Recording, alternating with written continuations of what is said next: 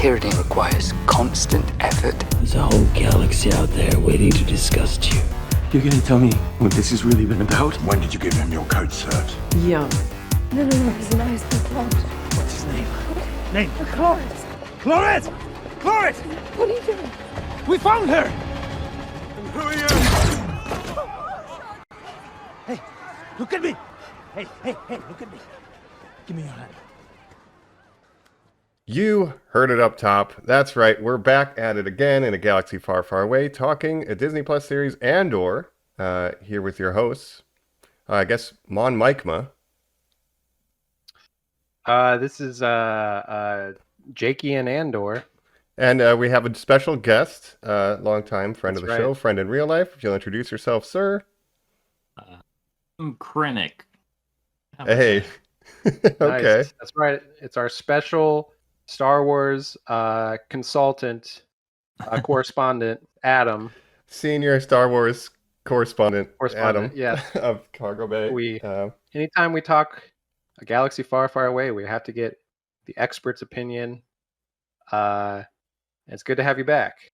Yep. Well, thanks for having me. It's been a rough galaxy out there, but this is one of the bright spots for me, so I'm very excited to be here.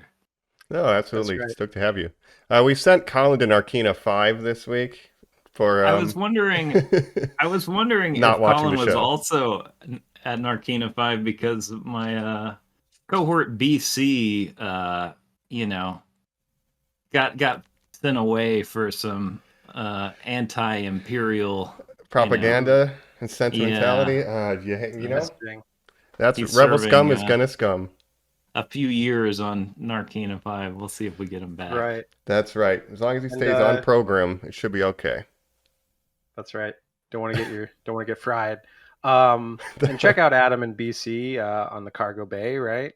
Yeah, we're mostly Semi-active. dormant. I think Yeah. we've both had a bit of the Star Wars fatigue, but we have, of course, Right.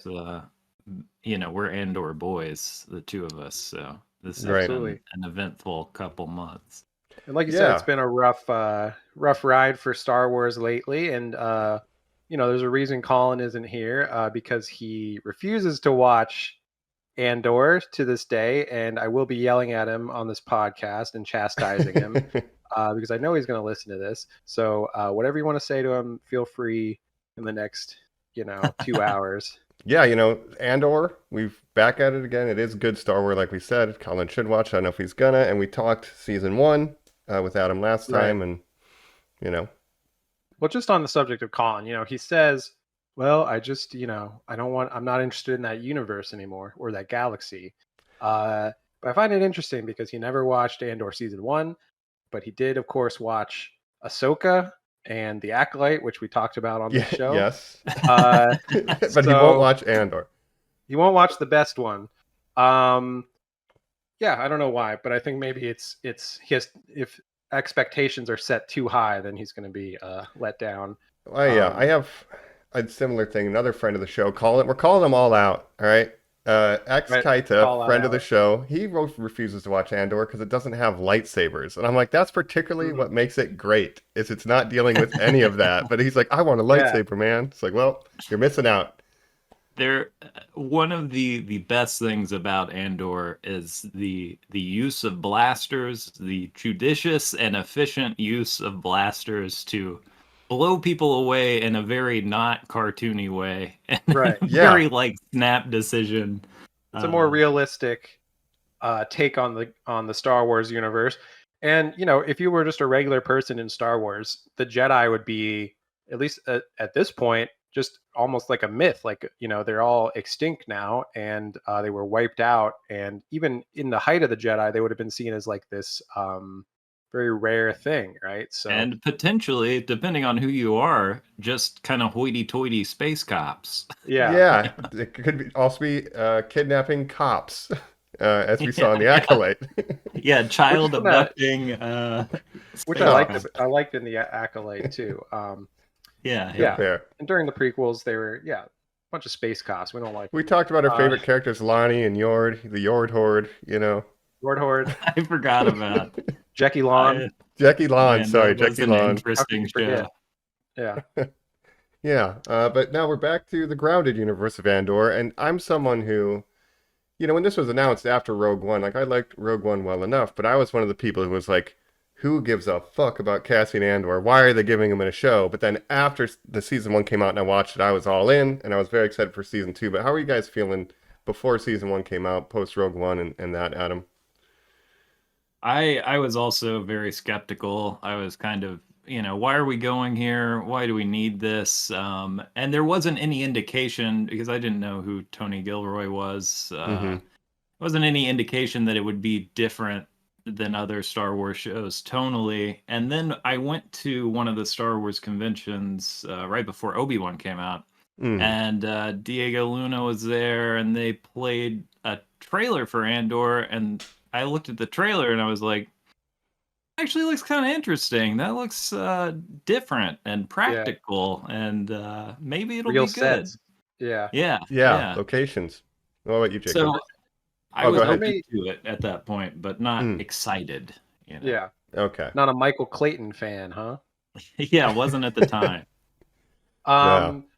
I was a little more into it when it was announced, just because I like Rogue One. It was fine. I didn't hate it. I didn't love it. It was kind of middle of the road Star Wars movie for me. I mean, if you're considering all of the Disney Star Wars movies that have come out, it's at least, I think, the third best. It's not like a high bar with the movie. I mean, it's better than Solo, a Star Wars story. I think it's Mm-hmm. better than The Rise of Skywalker.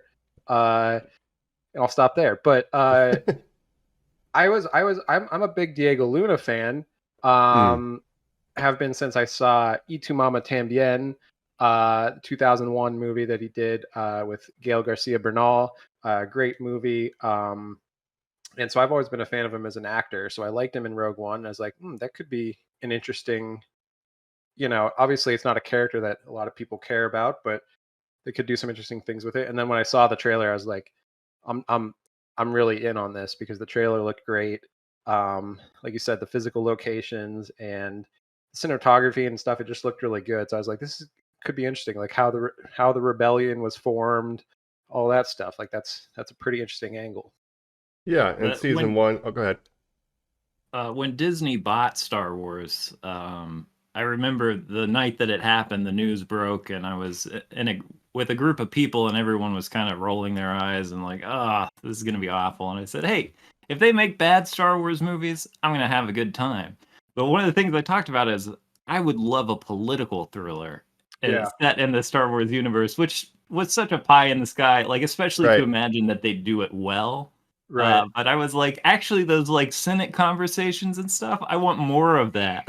But I want it I want it, kind of gritty and grounded.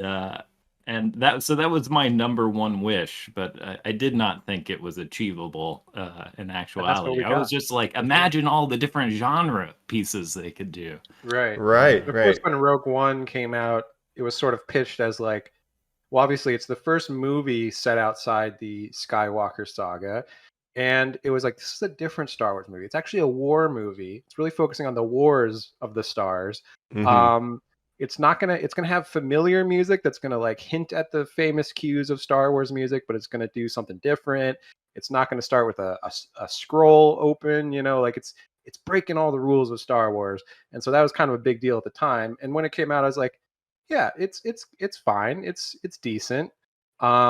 But no, I never thought that this Andor show would become like what it is today. So Yeah, and in the current political climate, probably an important show for people to be watching. Maybe like it has a message, I guess, is the point, and its themes and stuff. Like a lot of I don't know what the Acolyte's about really, but this is about something that's really engaging, I think, and important. Yeah, and we'll talk all about that. It's pretty interesting stuff for a movie made, or a show made by the Disney Corporation. Yep. They really just let them do whatever they want, and honestly, you can thank Kathleen Kennedy for really this being made at all and getting the budget that it had and everything. So all you Kathleen Kennedy haters out there, gotta give her some credit. She's been getting heat a little bit in the Star Wars era, but she also produced Jurassic Park, so she does no good shit. Yeah. And like, if you had like Tony Gurley said in interviews, like, yeah, this never would have been made this way if it wasn't for Kathleen Kennedy. So there we go. There you go. Props for sure.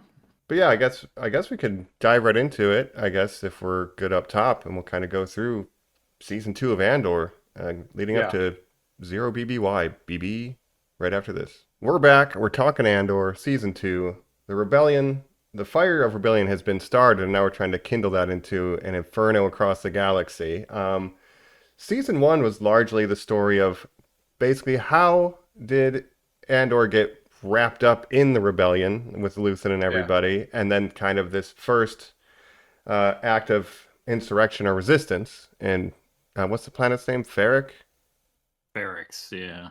Ferrix, right. Yeah. So we get this kind of first act of rebellion and coming together, and then this new series is kind of having time jumps leading all the way up to essentially the beginning of Rogue One. So it's an interesting structure this season where it's 12 episodes, released 3 at a time, 3 a week for 4 weeks. An interesting release schedule, but it makes sense in a way because it is these 3 episode arcs, each taking place a year apart, right? So it cuts a year later every time. So it takes place over 4 years. I don't know. I kind of like it, although I don't know if the 3 episodes a week was the way to do it. They could have just had 1 episode a week, and I still would have been good. But it just feels like it was over so quick, being over in 4 weeks.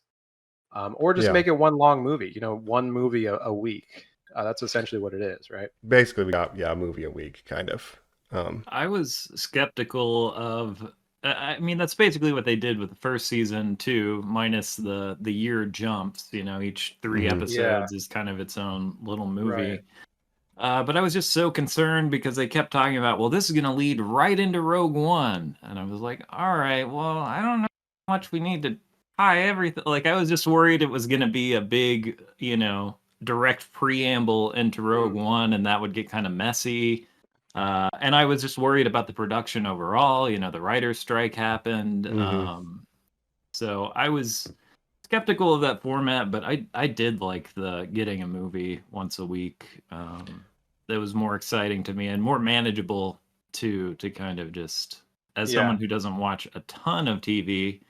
And part of the reason being is I'm just like, man, every week, every week for how long? Right. Yeah. Well, in the first season, if I remember correctly, so the first season, the first 3 episodes dropped on the same day, but then they went to a weekly 1 episode a week. So it's a little different. And they did have the 3 episode arcs. But that season came out back in 2022, right? A long time ago. In a galaxy far, far away. Correct. And I had the same concerns with Rogue One, which I did. I think we all rewatched Rogue One after finishing Andor season 2. And I was surprised like how well it does lead into it, but not in a way that like takes away from Andor.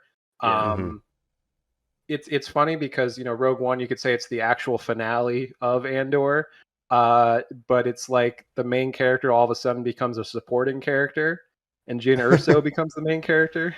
Right, which is interesting. But I do think it makes certain things better about the movie, so we can talk about that too. I had a pretty positive experience rewatching Rogue One, which I hadn't seen probably since it was in theaters. What about you guys? Yeah, similarly, I had not really.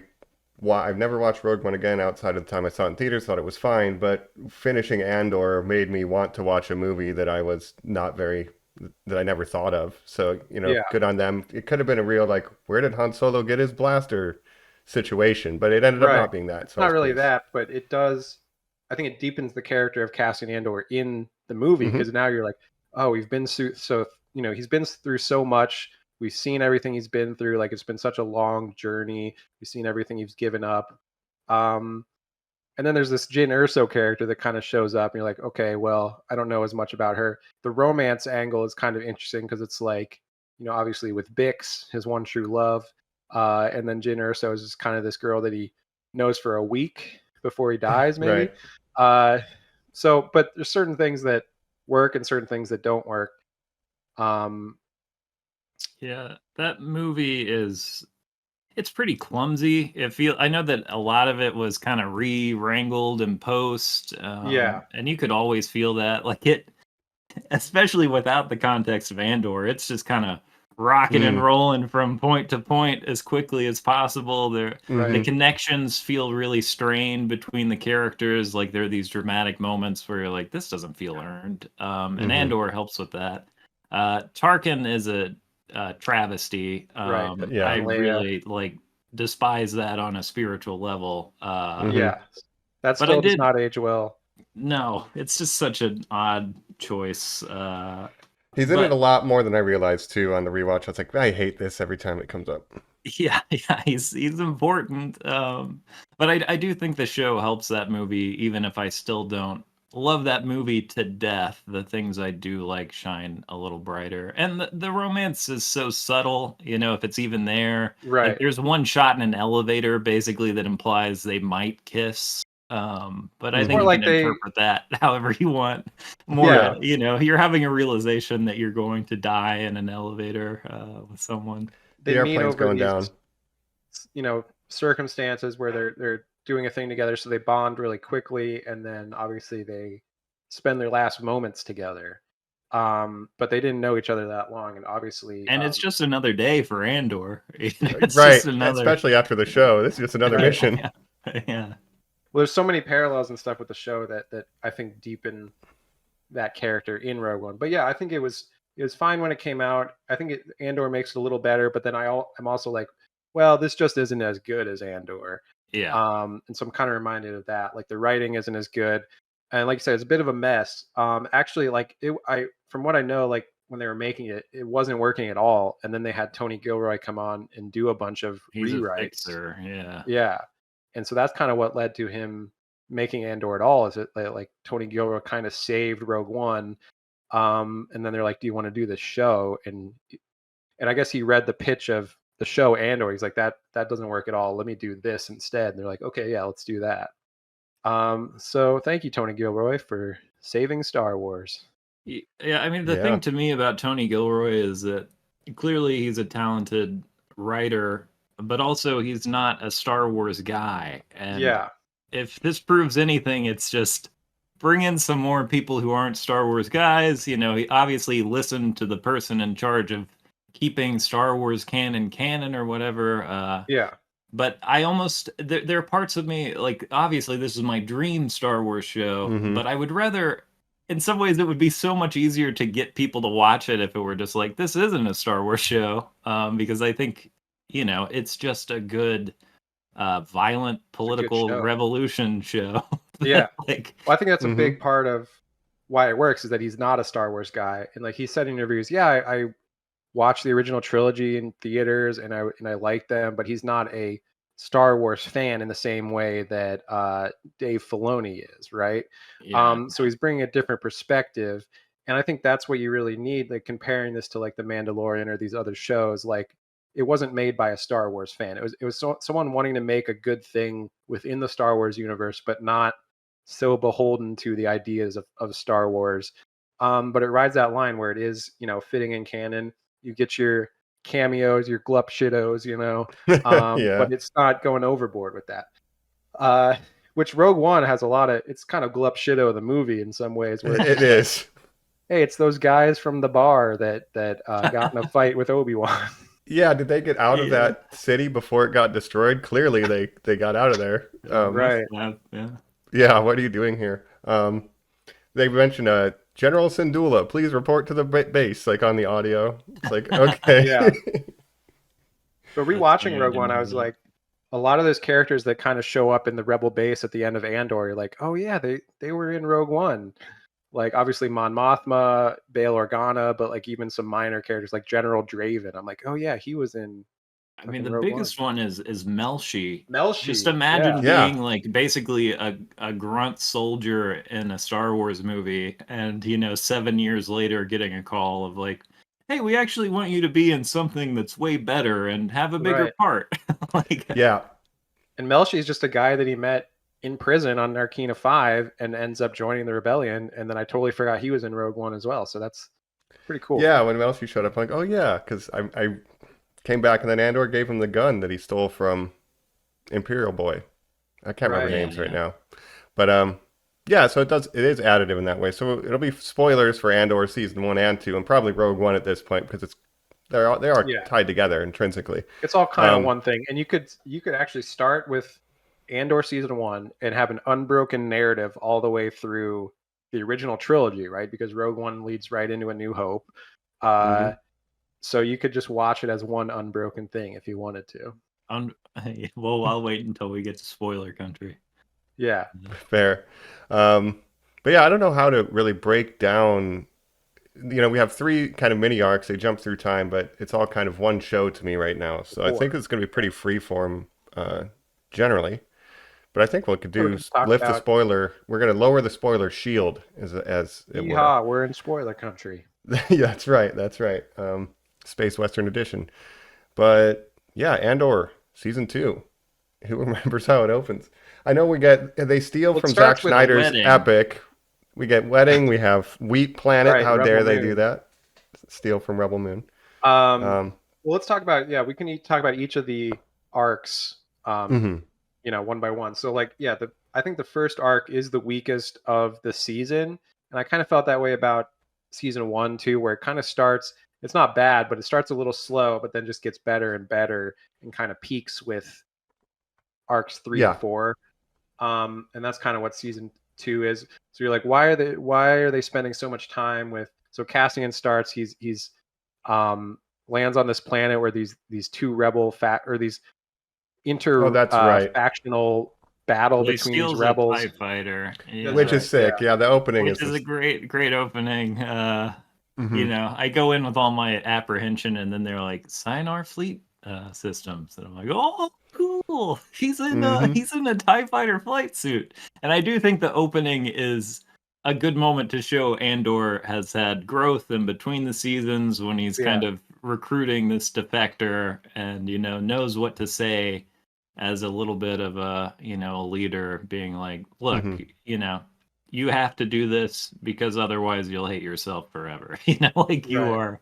I do think it's a really interesting angle, this defector being like, but I'm happy here, and I enjoy my life as part of the Empire, which is one of the interesting things that a show like this does, is being like, yeah, you know what, maybe your life supporting the fascist state is really comfy for you, but deep down in your soul you better get out of there before you're right. And that's kind of Luthen's story too, which we'll find out, right?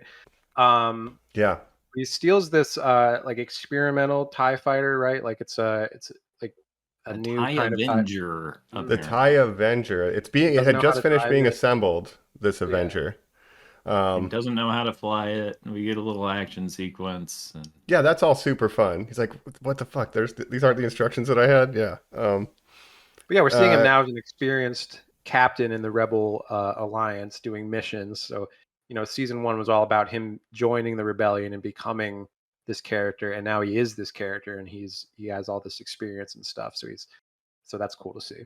Yeah, but we do get he lands where he's supposed to meet his contact for the handoff or whatever, but his contact is not there, nowhere to be found, and he gets ambushed by another group of rebels, and he's trying to convince them that he's on their side, and they don't believe him because he's in an Imperial uniform. This kind of factional split happens between them, and it's hijinks ensue. Maya Brigade, right? Yes. So we've seen the rebellion. They have these different factions. You have Saw Gerrera's faction that are kind of extremists. So you have these different factions that are all sort of working to the same goal, but have different methods or different, what they're willing to do, and they don't always get along. So you see this interfactional fight, and that's kind of represented in this faction splitting into 2 factions and then fighting each other.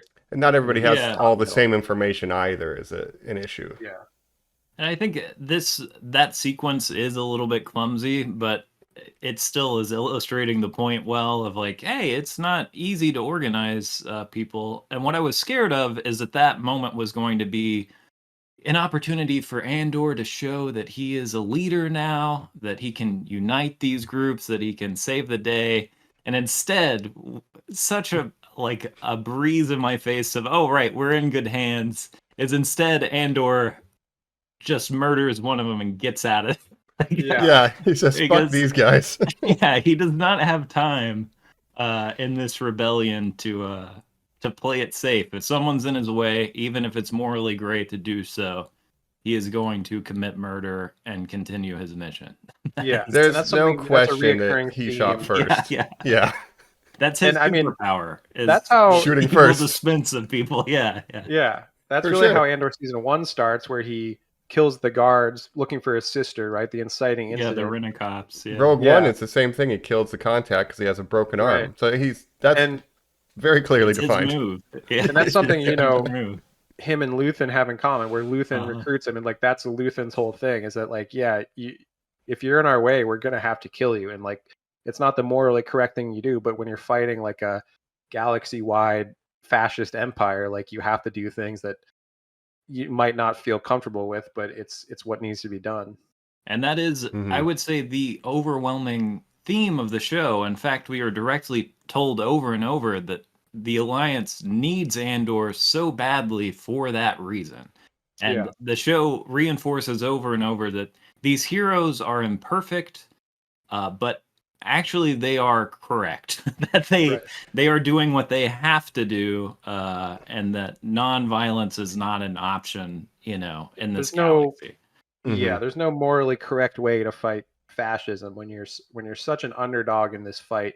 And you see, if you watch, A New Hope, and you think, oh, the rebels, obviously they're the good guys, they would never do anything bad.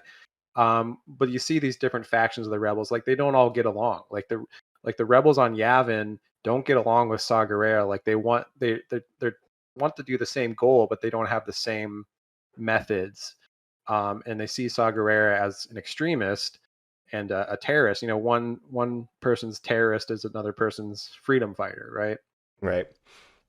No, and I think Yeah, that's one of the best things about the show is seeing just like the disparate, fragmented kind of pieces of the rebellion slowly coalescing towards a unified goal. And they never even really fully get there in Rogue One. But I like seeing the different shades of rebellion. We'll get to Gorman later, but it's like they're just learning about how to do rebellion, And so to see these different groups, like I said, these tiny sparks becoming embers and fires of rebellion is cool. So, and then you have people like Mon Mothma and Bail Organa who are senators, and they're like, we know what needs to be done, but we have people like Luthen who can get their hands dirty while we kind of stay oblivious of what's really happening, until a certain point.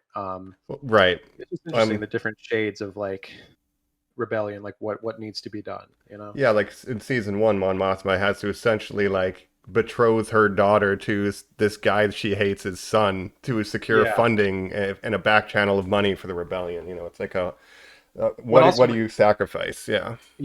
And Mon Mothma's whole first arc is about her versus Luthen, their different perspectives on what needs to be done. And with this guy Tay Kolma, who's her old friend that they sort of, the rebellion recruited for monetary reasons, right? He's supplying them with money. And in the first season, he's like, look, you don't understand. Like my politics are pretty rebellious out there. I'm pretty extreme. And then this season, he's like, actually, I don't know about all this. And that So whole my wedding wife arc. left me, and Mon Mothma, you never really hooked up with me like I thought you might. And, Yeah. Yeah. And also like starting the to rebel get a little activity hot is around my. yeah. She says he's losing money too because of rebel activity. It's like Yeah, it's affecting It's messing with his affecting the investments. stock portfolio. Yeah, exactly. So now he's essentially, changing his mind. He's essentially trying to blackmail the rebellion and saying, look, I'm going to need more money, or I'm going to need something, like, Right. the status quo is not working for me. And then, so you have Mon Mothma being like, okay, I'm in this position now where I got to figure out what to do with this. And then you have All Luthen, of it where it's like, unfolding well, at we'll her take care of daughter's it. wedding. Yeah. Which I believe her name is Genevieve O'Reilly, who Yes. plays Mon Mothma, and just First- like Emmy-worthy performance once again. She is Yeah. doing so much work. Like I think the hardest role to play in this show, great. and she just kills And- every note of it. What a journey with this character, where she first played Mon Mothma in the prequels or in deleted scenes for the prequels. In Yeah. episode 3, you can see her standing, in the background somewhere. And she was going to have more scenes with speaking lines and stuff, but they were cut, right? And then for Rogue One, they're like, well, let's bring her back as Mon Mothma. And then for Andor, they're like, let's bring her back again. And we see her whole journey from senator to, rebellion leader. and what a great journey it is. I was telling Mike, like off pod, like it's like if Nancy Pelosi was secretly working for a violent rebellion against the government, but still having to put on appearances of just being a senator, right? Mm-hmm. And having to, yeah. Well, I'm trying to think of someone a better analog than Nancy Pelosi, but yeah, close. Yeah, in the world of Star Wars, she would just look like a Nancy Pelosi, where you wouldn't know what she's actually doing. So, well, except that Mon Mothma, while respected, still is definitely not the leader of a quorum, right? Like she doesn't hold, but she is kind of chastised even by her party allies, whatever the party structure is. Right, yeah. She is always on the edge of being a little too, revolutionary. Right. Maybe she's questioning like administration decisions, yeah. But maybe Bail Organa is like the Nancy Pelosi, where he's more in a position of power with. There we go. Yeah. And he has to keep played a little closer to the vest, and he might have more concerns. Yeah, I just want to know what Senator Jar Jar is doing during this time. I guess maybe, is he still senator? I wonder. What a shame we didn't get Jar Jar in this show. Anything like America, the senators are elected for 40 years at a time, and refuse to give up power. So he's just an old Jar Jar still clinging to power. Whatever, he does grant the Emperor emergency powers, so he probably just got like a cabinet position. No. yeah, he's probably the ambassador to Alderaan. Naboo. Yeah. Just chilling. But this whole wedding arc, I know, Mike, you said it wasn't your favorite, obviously, of the season.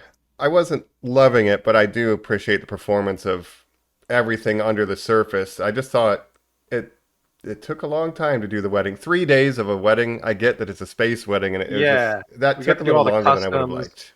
But customs of her home planet and all this stuff. I kind of liked just the subtlety of the writing of like everything that's going on. Right. Like her whole life is like collapsing. Like her daughter hates her husband, like they're in this like loveless marriage basically, where she's hiding everything from her husband.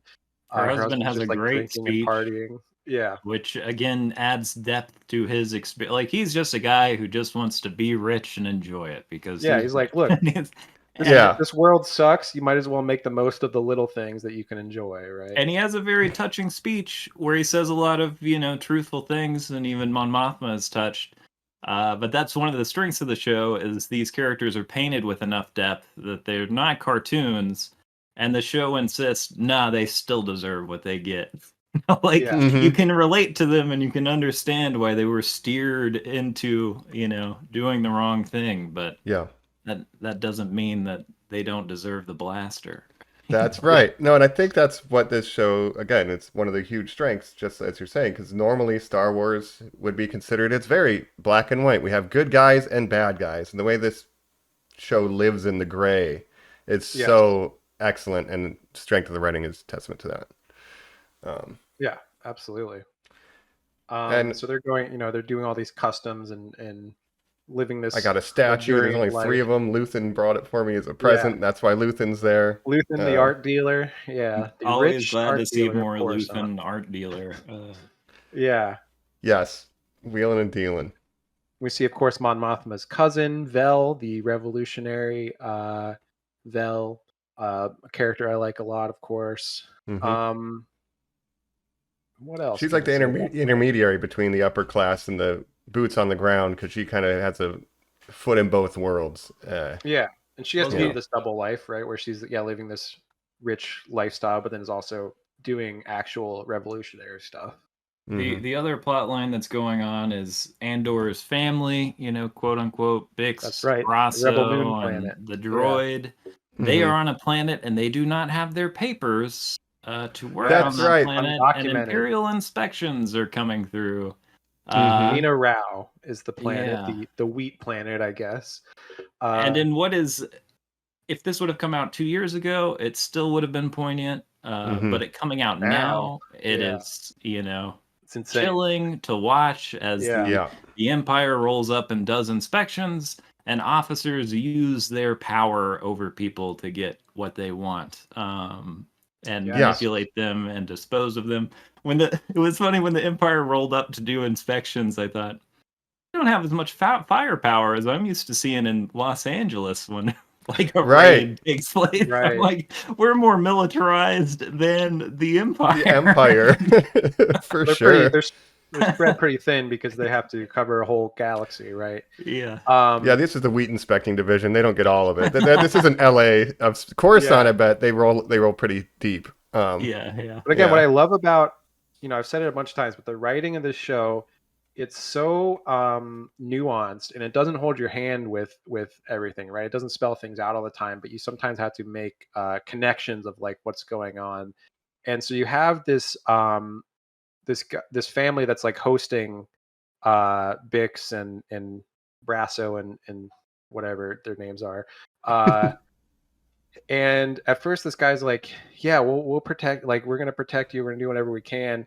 And then, of course, when the they show up to inspect, they kind of give them away. But also Brasso kind of has this look when it happens with this guy where it's like, he knows that he has to do this. And, he's protecting himself, but Brasso understands that. You know what I mean? Yeah. I mean, there's that moment. There are, like you say, a lot of moments that are open to interpretation or not completely hammered home, all the way up to Mon Mothma's friend who's possibly going to stop being a rebel. He gets into a cab, right, and that is the last we ever see of him. Well, essentially, there's never Luthen, spelled out more than that. Luthen's just like, I got to take care of this. Luthen and Mon Mothma have a conversation where he says, we're gonna have to take care of it. And Mon Mothma says, like, oh, I'm not sure I know what you mean. And Luthen says, oh, how nice for you. And that's it. Yeah. And then, it's Cinta, Vel's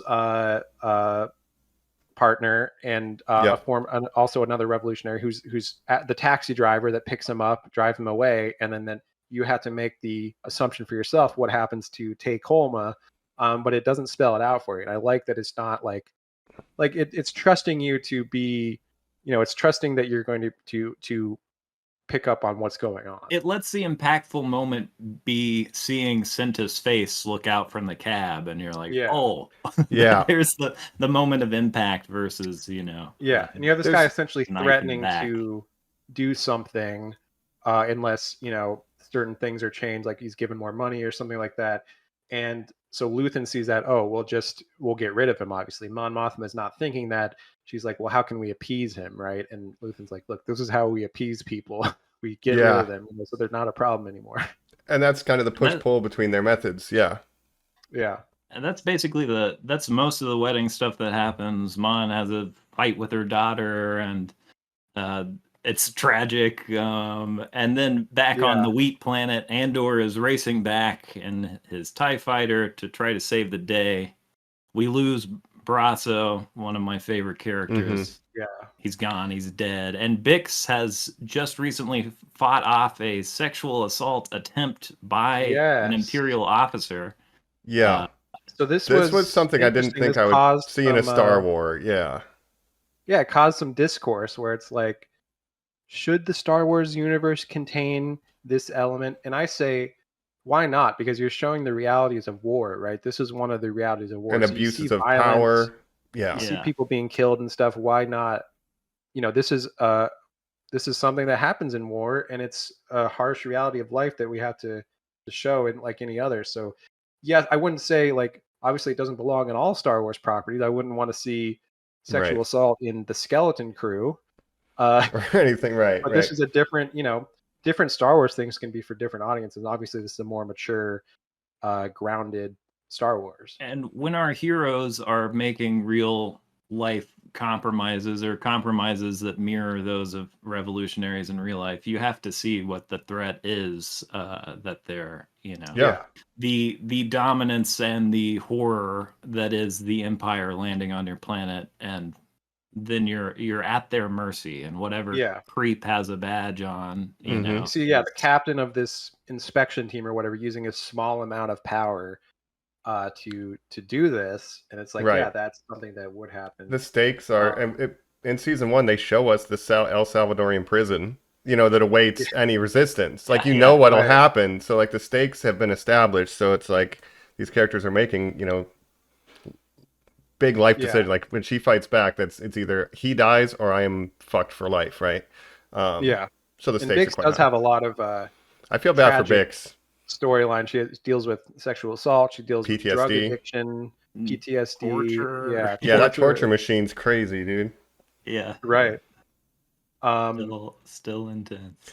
It's hard. Yeah. I burned my entire life for a sunset I'll never see, right? It's like Oh man. Yeah, bars. I want to talk about that later too. Like But the that fits a lot sacrifices with everybody is Rogue making One. are very real. Yeah.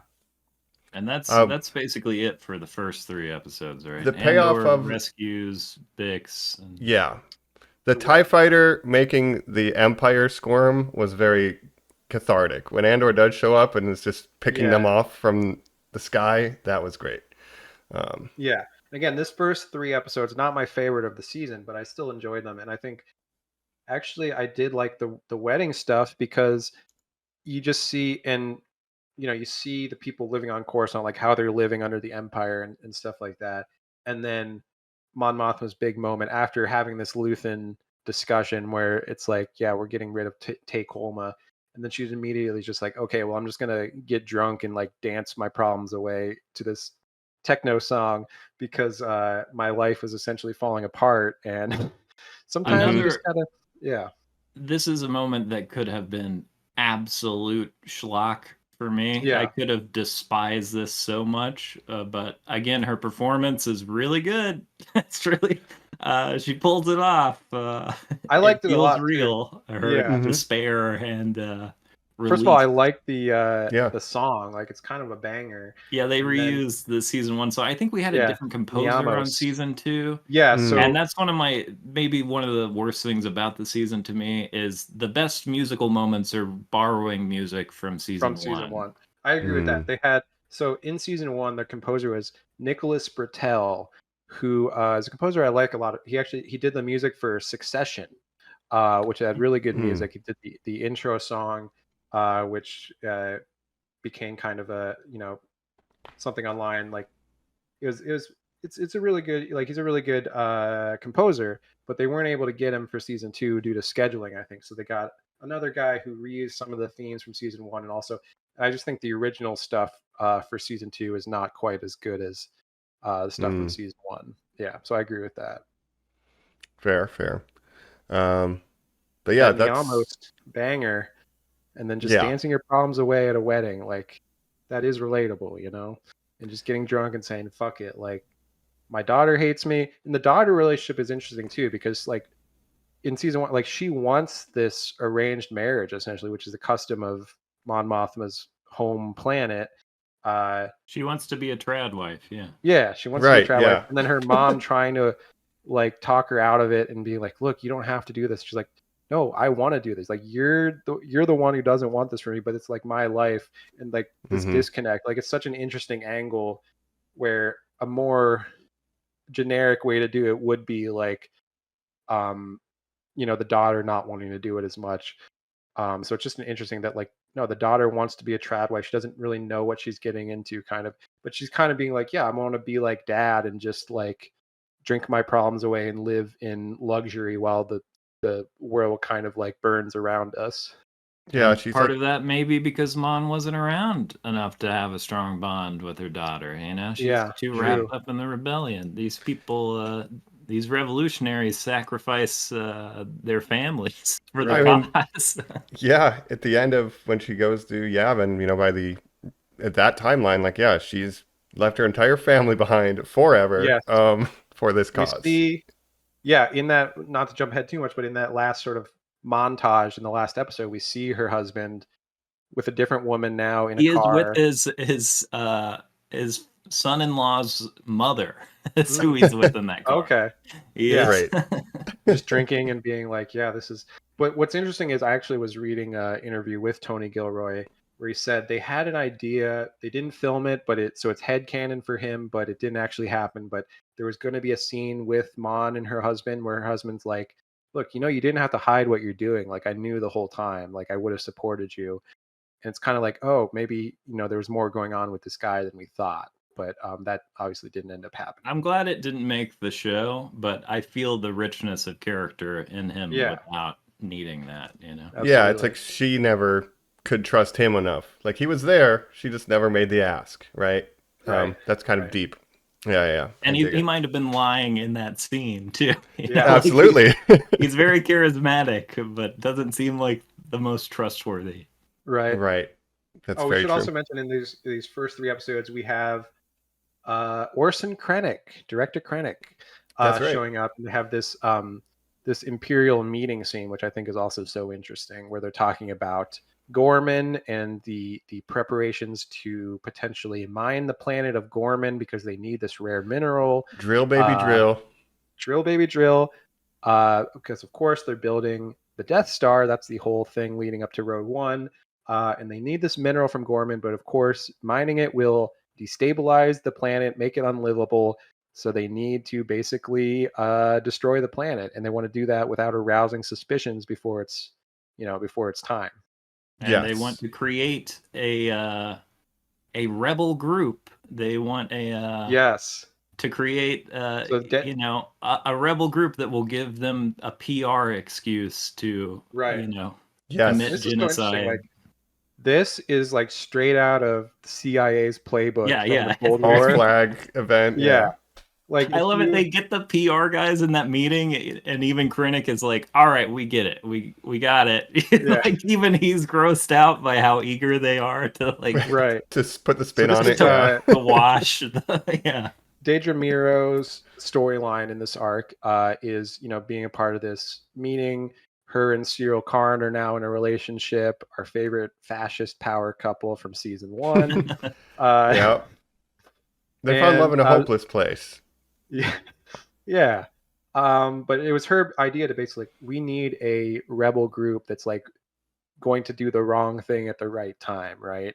And if you know anything about like the CIA's history, like during the Cold War, in South America, particularly where they're destabilizing socialist and communist governments, look up, Operation Condor if you don't know what that is. Like it's a particular interest of mine, like Cold War history, America versus USSR, all these proxy battles that were happening around the world, capitalism versus communism, right? And this is essentially what the CIA would do to destabilize governments, like democratically elected leaders they would overthrow to install, fascist dictators and things like that, because they don't want the USSR getting too much power in South America, because that would be bad for U.S. interests. Yeah, and Tony Cuba, Gilroy, I've seen in a couple of interviews where it's like, "Where'd you get that?" "Oh, I just took it. I took it from history." Like he's a big fan. This of is a thing that happened, so I put it. He reads a lot of history. The whole Gorman resistance is straight out of like real life rebellions and things like that. French. So, it's very. I did not know there was a space French planet of French spider farmers in Star Wars. That's pretty interesting. The garment producers, Gorman, is famous for making the best clothes, and the fascists say, "We don't like good fashion. We got to get rid of these nice clothes, people. Right. These spiders. We want boring uniforms." But this whole meeting is so interesting to me, and this is Orson Krennic's first appearance in Andor. Obviously, he's a big part of Rogue One, so we see him, interacting with Pendergast or whatever that guy's name is, Partagast, That's right. and Deidre Miro, and Lonnie's in here. Really good stuff. And you have the contrast of the civility of this Empire meeting, where they're talking about destroying a whole planet full of people, and they have it in this very sterile, clean boardroom, right, where they're all like sipping coffee and things like that.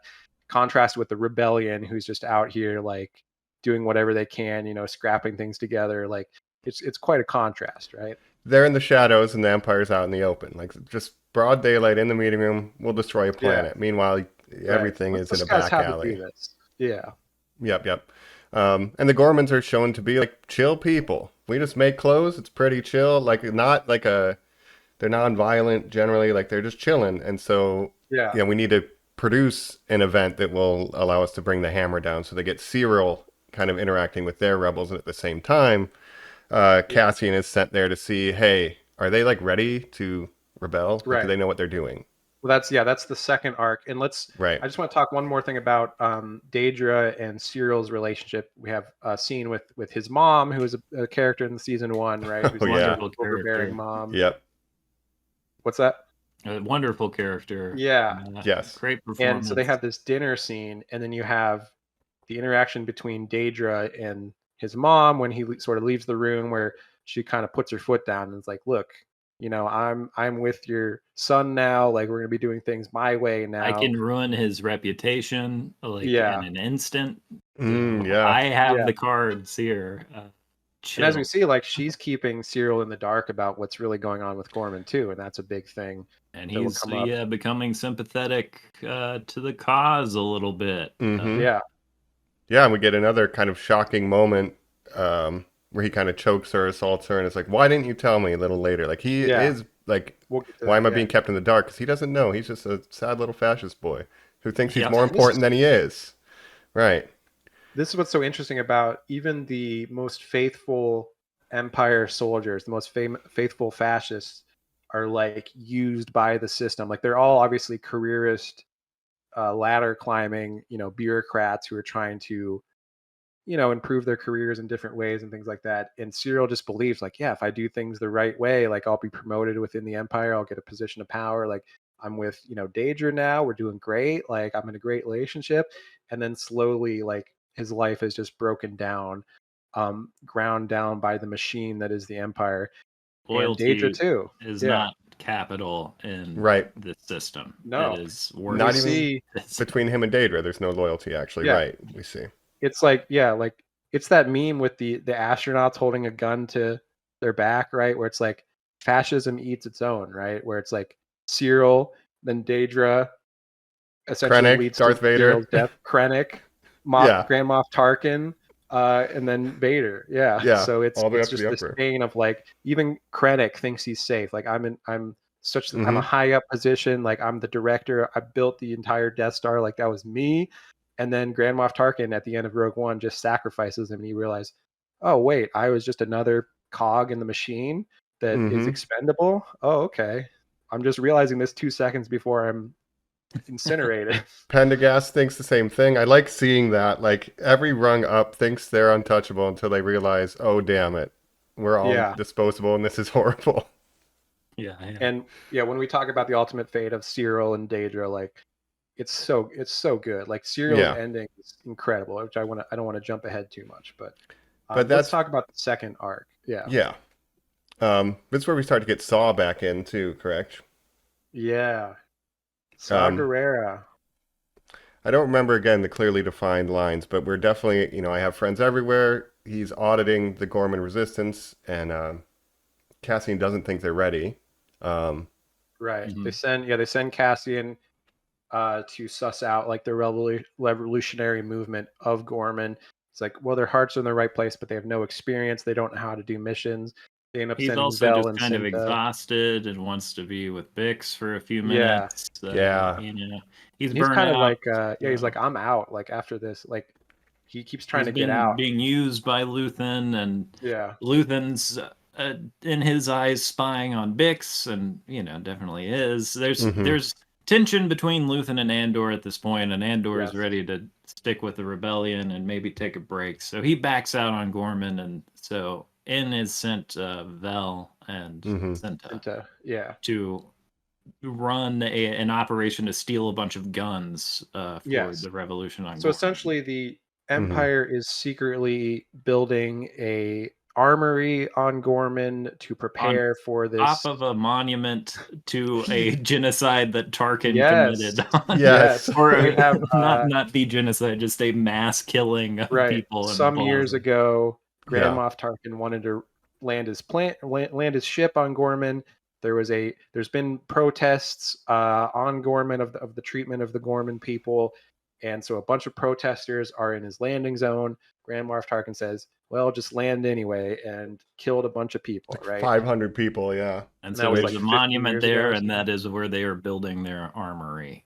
Yes.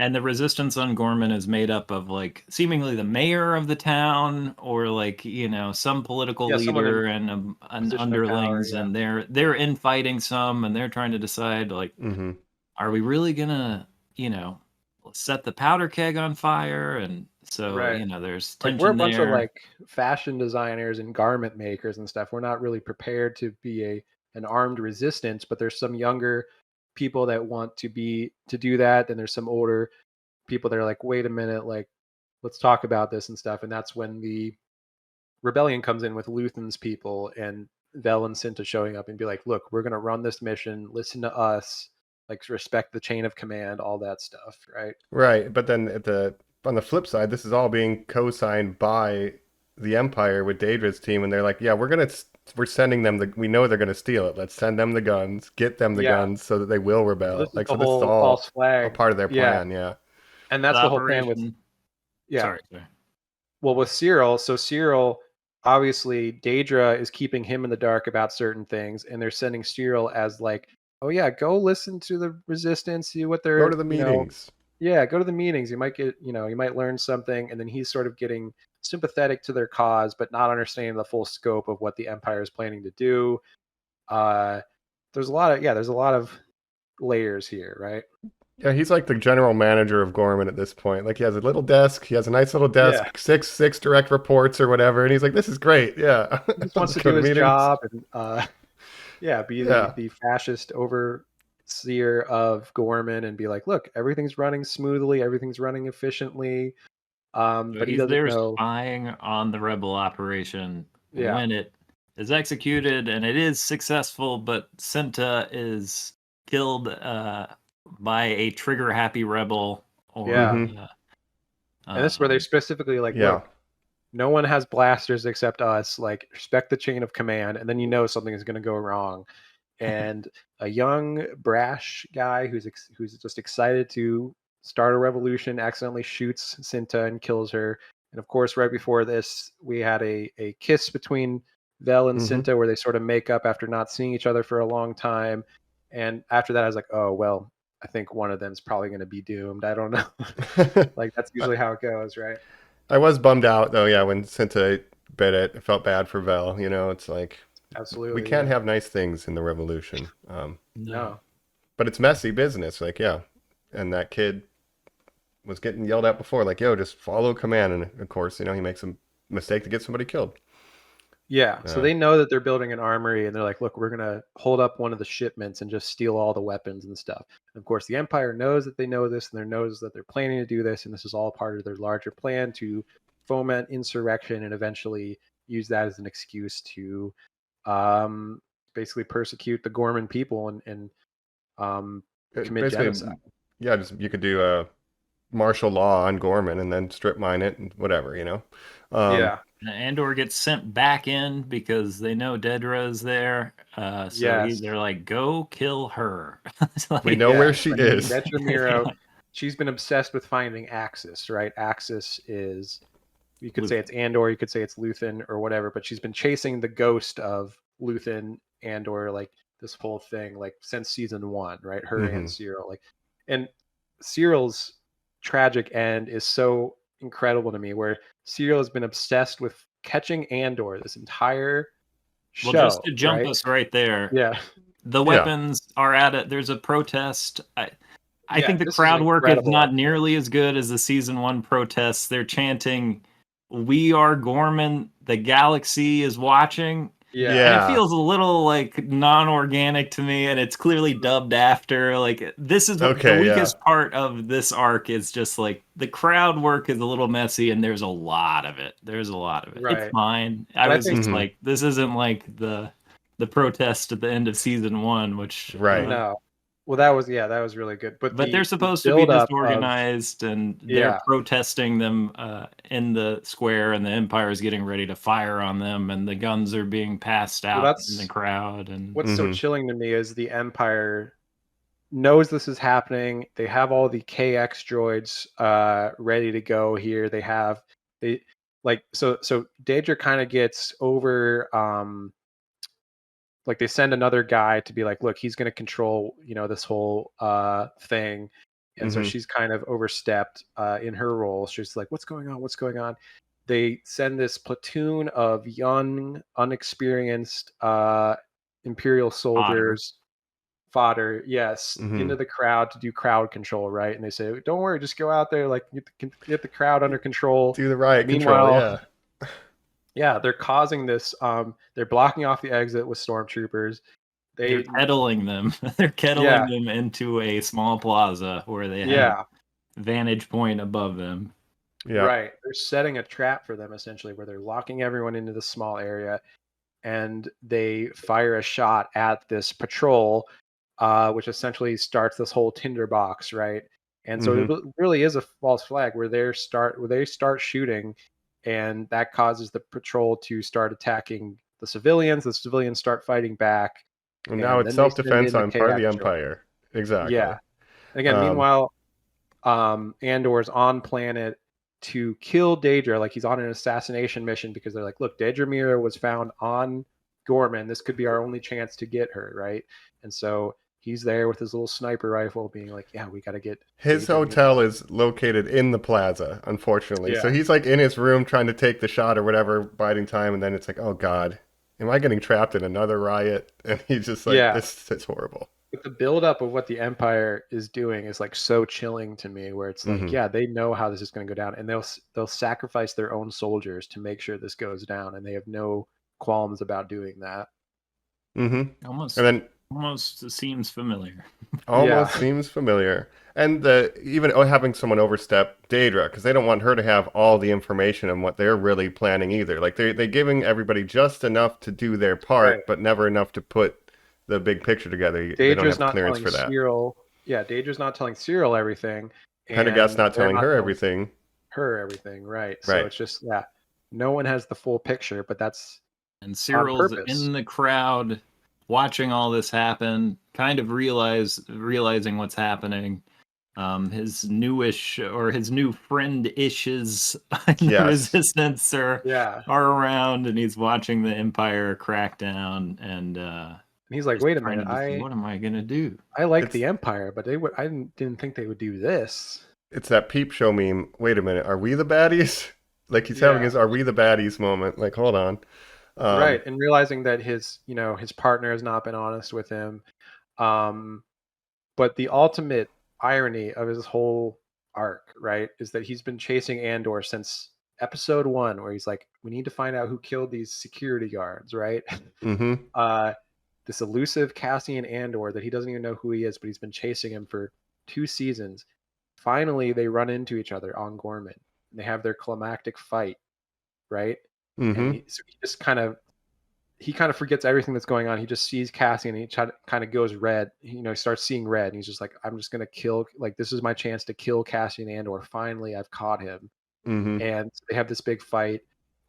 He gets the upper hand on Cassian, right? And then is shot by the resistance leader from Gorman, who was opposed to violence, right? But Mm-hmm. sees this and shoots Cyril.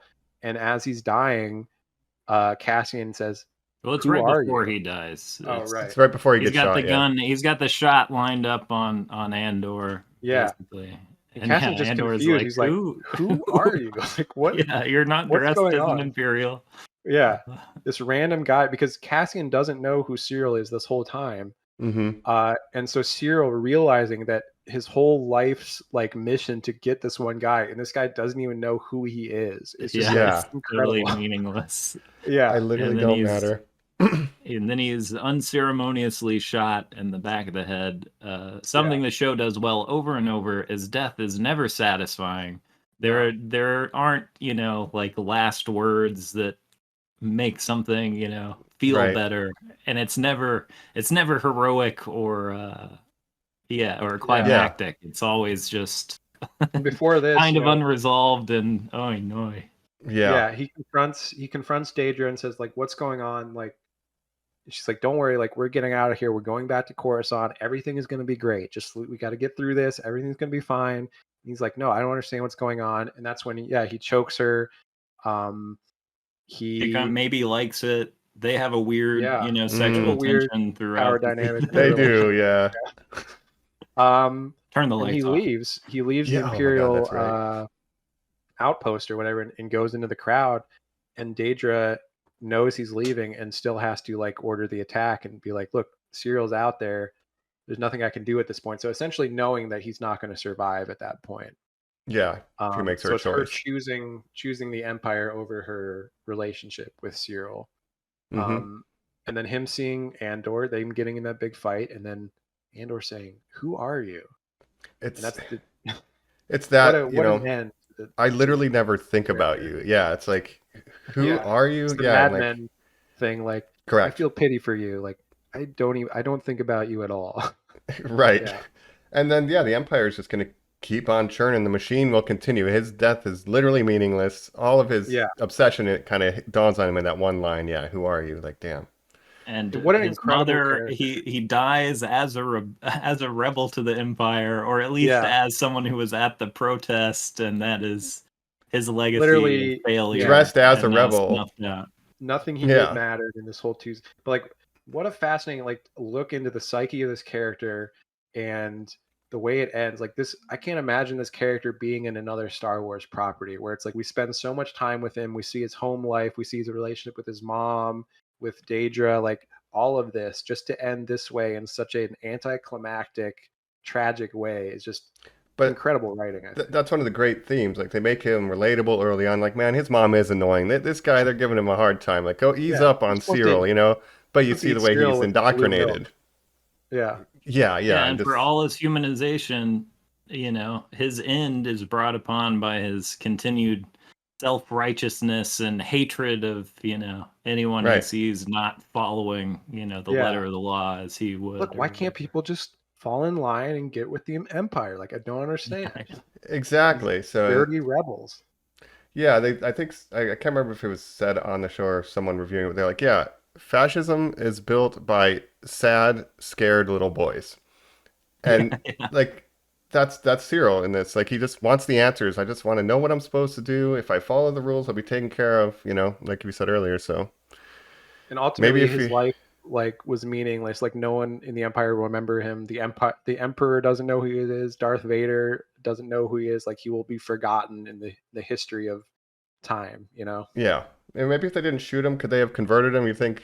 There's a hope for Cyril to reform. That's part of I would like to think so. That's kind of what they're and we get a very small version of that later in the show, where it's like, yeah, this person isn't irredeemable completely. They could even be turned to the cause if it weren't for, you know, the propaganda that they were born into. Well, he rejects Daedra and says, like, look, this isn't.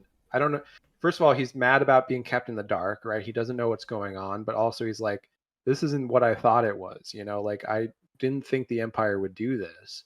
And so he is having these second thoughts, which, you know, he leaves the safety of the Imperial building and goes out into the crowd. And that's the moment where it's like, well, maybe he is redeemable. And then he sees Cassian and goes right back to his old self and like, I have to kill this man that I've been hunting for years, right? Mm-hmm.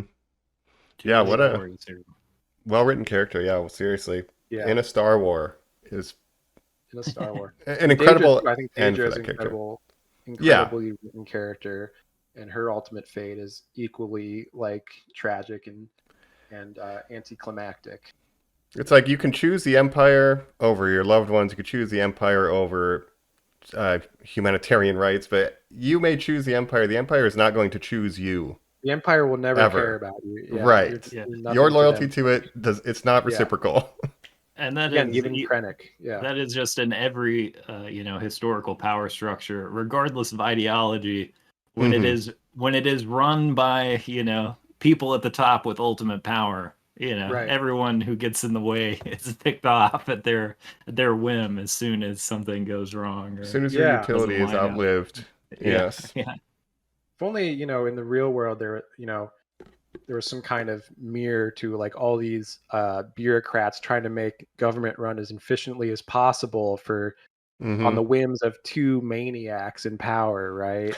Palpatine and Vader. Like what could that be like reflecting in real life? I don't know, but yeah, I couldn't think of it. I mean, it's just crazy that they could come up with this fictitious scenario that makes it feel like almost plausible, you know? Yeah.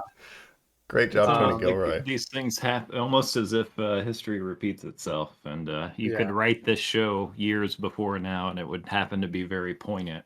It is scary. Right. You know, yes, it's a primer, You got to do your research, people. History repeats. But yeah, they're crushing the theming of like literally building the armory on the like heritage site. It's like, yeah, we will smother the monuments to resistance. We'll rewrite history if we need to, right? Like that's another one of the tools. We'll burn books, we don't care. Like we will make our narrative. Yeah. You're insurrectionists now. You're terrorists now, and that's just how it is. Yeah. We slapped that on you, and now we can destroy your planet without the galaxy doing anything about it. We have our spin doctors. You saw them in the meeting. They're ready to post the headlines. Yeah. You know, it's already set. The armed so Gorman gleeful. terrorists attacking our brave Imperial troops. Like what, you know? He had GS-13 on his knuckles. It's clear as day. Yeah. But yeah, that Gorman arc was incredible.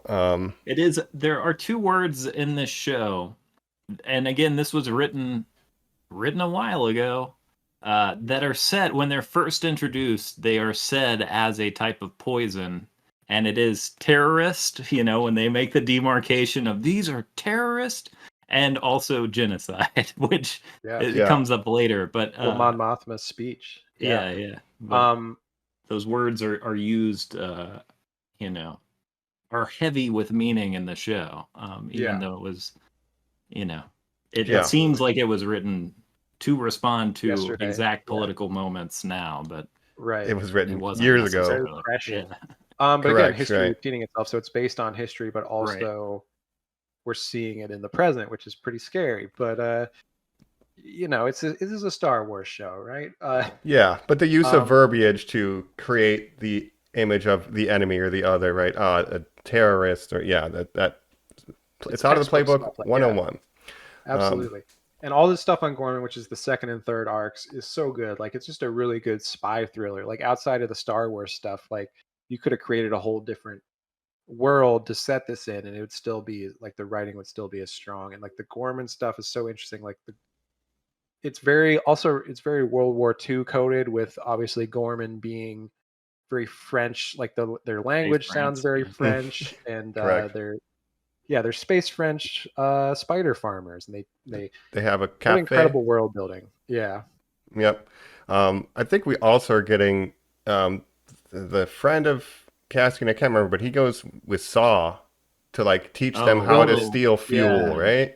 Willman, this is an incredible arc as So well. Saw gets a little bit of an arc as we're approaching Rogue One. We've got to see him go from cogent, you know, kind of obviously militant and extremist, you know, leader of these fighters into crazy chemical fuel obsessed, huffing, like madman that we see in Rogue One. And you know, this gets the job done, but we get to see Willman has gone to do like a job for Luthen to help Saw with something, and Saw's like, "You're not leaving, buddy. We're gonna use you to create these bombs." Well, so essentially they're trying to hijack fuel from an Imperial like fuel depot, and they have this device that has like 8 variations depending on what kind of like fuel depot it is. It's all very technical, right? And so Willman's teaching their person how to do it, but he's got to remember these 8 different, because Saw doesn't want to give away which location they're hitting, because he thinks that there might be a mole within his organization, right? And he's ends up being correct.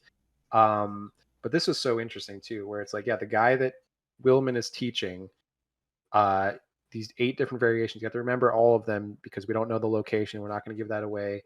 And then this guy's like, "Look, I don't understand. Like, just tell me the location, like, so I can just do the one, so I can feel confident, right?" And then obviously Saw knows that he is the spy. He's the mole. So he ends up shooting that guy and then saying, "Willman, you're going to do it. Like, you're with us now, basically." And you don't have a choice. Like, and come up this fuel with me. And the fuel, life. I love this scene though when he is huffing the fuel. He's a weirdo for it, but he's describing, you know, how people's lungs would burn up. But he's like, a rebellion requires fuel, and we are the fuel of the rebellion. Like, it needs bodies, it needs soldiers, and I like that, and that definitely leads into how he acts in Rogue One. I thought he just needed a breathing tube, but no, he's just huffing that gas. It's not for medical reasons, as I initially thought. He loves an addict. Fuel. Well, and there's a recurring theme here where so many of these characters end up sacrificing everything and giving their life for the rebellion. Luthen, Saw Gerrera, Cassian eventually, like all these characters, like they know what's coming, like they're expendable and they will give everything, but they'll make it matter. Like, right? Like that's what Luthen says, like, he died for this, but he made it matter, right? Mm-hmm. But yeah, the fuel for the fire of rebellion. That it's like the metaphor of like, yeah, it's gonna take people to do this, and it's not always gonna be great. I just thought that was an interesting line. Willman survives that still being sane and not turning, hyper violent, as it's almost hinted at, like, oh, this gas will turn you into a crazy person. Well, yeah, if you do it daily, habitually for several years. I didn't love that, but it serves its purpose as far as, getting us toward the Saw we will see in the future. It's just, it felt too soon for me, because the Saw and Luthen scene in season 1 is one of my favorite scenes in anything ever, where they're deciding, are we going to sacrifice Krieger to not let the Empire know we know, or what are we going to do? That's incredible scene. I like when Saw is cogent, but we're losing him. We're losing. Yeah, we're losing him. And again, the rebellion, like the people on Yavin are like, this fucking Saw guy is crazy. Like we don't, we have to work with him because we're like working towards the same goal, but he's really making things complicated for us. But I did like seeing his side of it. Character. Yeah, whenever he's popped up in so much stuff, like even in Rebels. I believe he's in Rebels, but he's in the game Jedi Fallen Order, right? You do a mission with Saw Gerrera, and it's like, yeah, I love Saw Gerrera. He's just a crazy guy, but I like when he shows up. Yep. Forrest Whitaker. Yep, Academy Award. He's not right, but he's not wrong. Yeah, right. His methods are different, but his heart's in the right place. Yeah, and honestly, when you incorporate Rogue One, it's like, yeah, Saw's a crazy ass dude, but like we wouldn't have destroyed the Death Star without him. Like we don't agree with his methods necessarily, but he was like everybody. The chain link that leads from season 1 to the Death Star getting blown up is just incredibly. It's just a razor thin line of like barely making it, which is what the show is really good at doing too. It's a lot of moments where like things had to go right, people had to sacrifice things. It almost fails in a million ways, right? Right. But and I forgot in Rogue One that he's got like robot feet, so he's got robot legs in Rogue One. Which I don't think he has in Andor, right? So at some point he lost his legs. Dang, I forgot to look at his feet. Yeah, he's got little robot feet in Rogue One. Nice. To lead to kind of the final arc is as Gorman's happening in the massacre. Mon Mothma is wanting to be like, I need to reveal this shit. I need to make a big speech. But if I do need that, to get out because they're about to start arresting. So they have the scene where a senator is dragged out and arrested, which is great. And her and new Bail Organa, they recast Bail Organa. Yeah. Guess what? Didn't have a problem with that at all. I like Jimmy Smits. Yeah, Benjamin Bratt this taking over for Jimmy It's Smith. Fine to recast people. Okay. Just don't CG faces. Yeah. And I don't know why. I guess Jimmy Smits had a scheduling thing too, but I don't know why. Like, that's why they had to recast, because he had scheduling conflict. But I feel like if you're Jimmy Smits, like you make time to do Andor, but maybe he had other stuff he wanted to do. Well, yeah, writer's strike. Realized it would be the meatiest thing he got to do in Star Wars, because it's always just been him kind of, standing around and saying a line or whatever. Yeah, did Obi-Wan come after Andor? Season 1?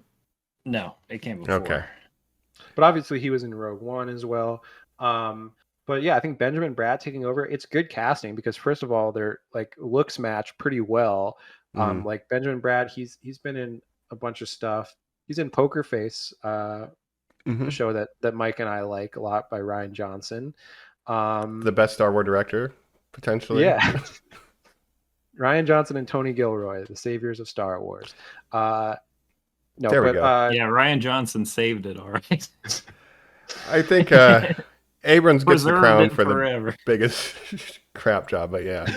Yeah, we could get into that whole conversation, but no, I think Benjamin Bratt did a really good job Yeah. as Bail Organa.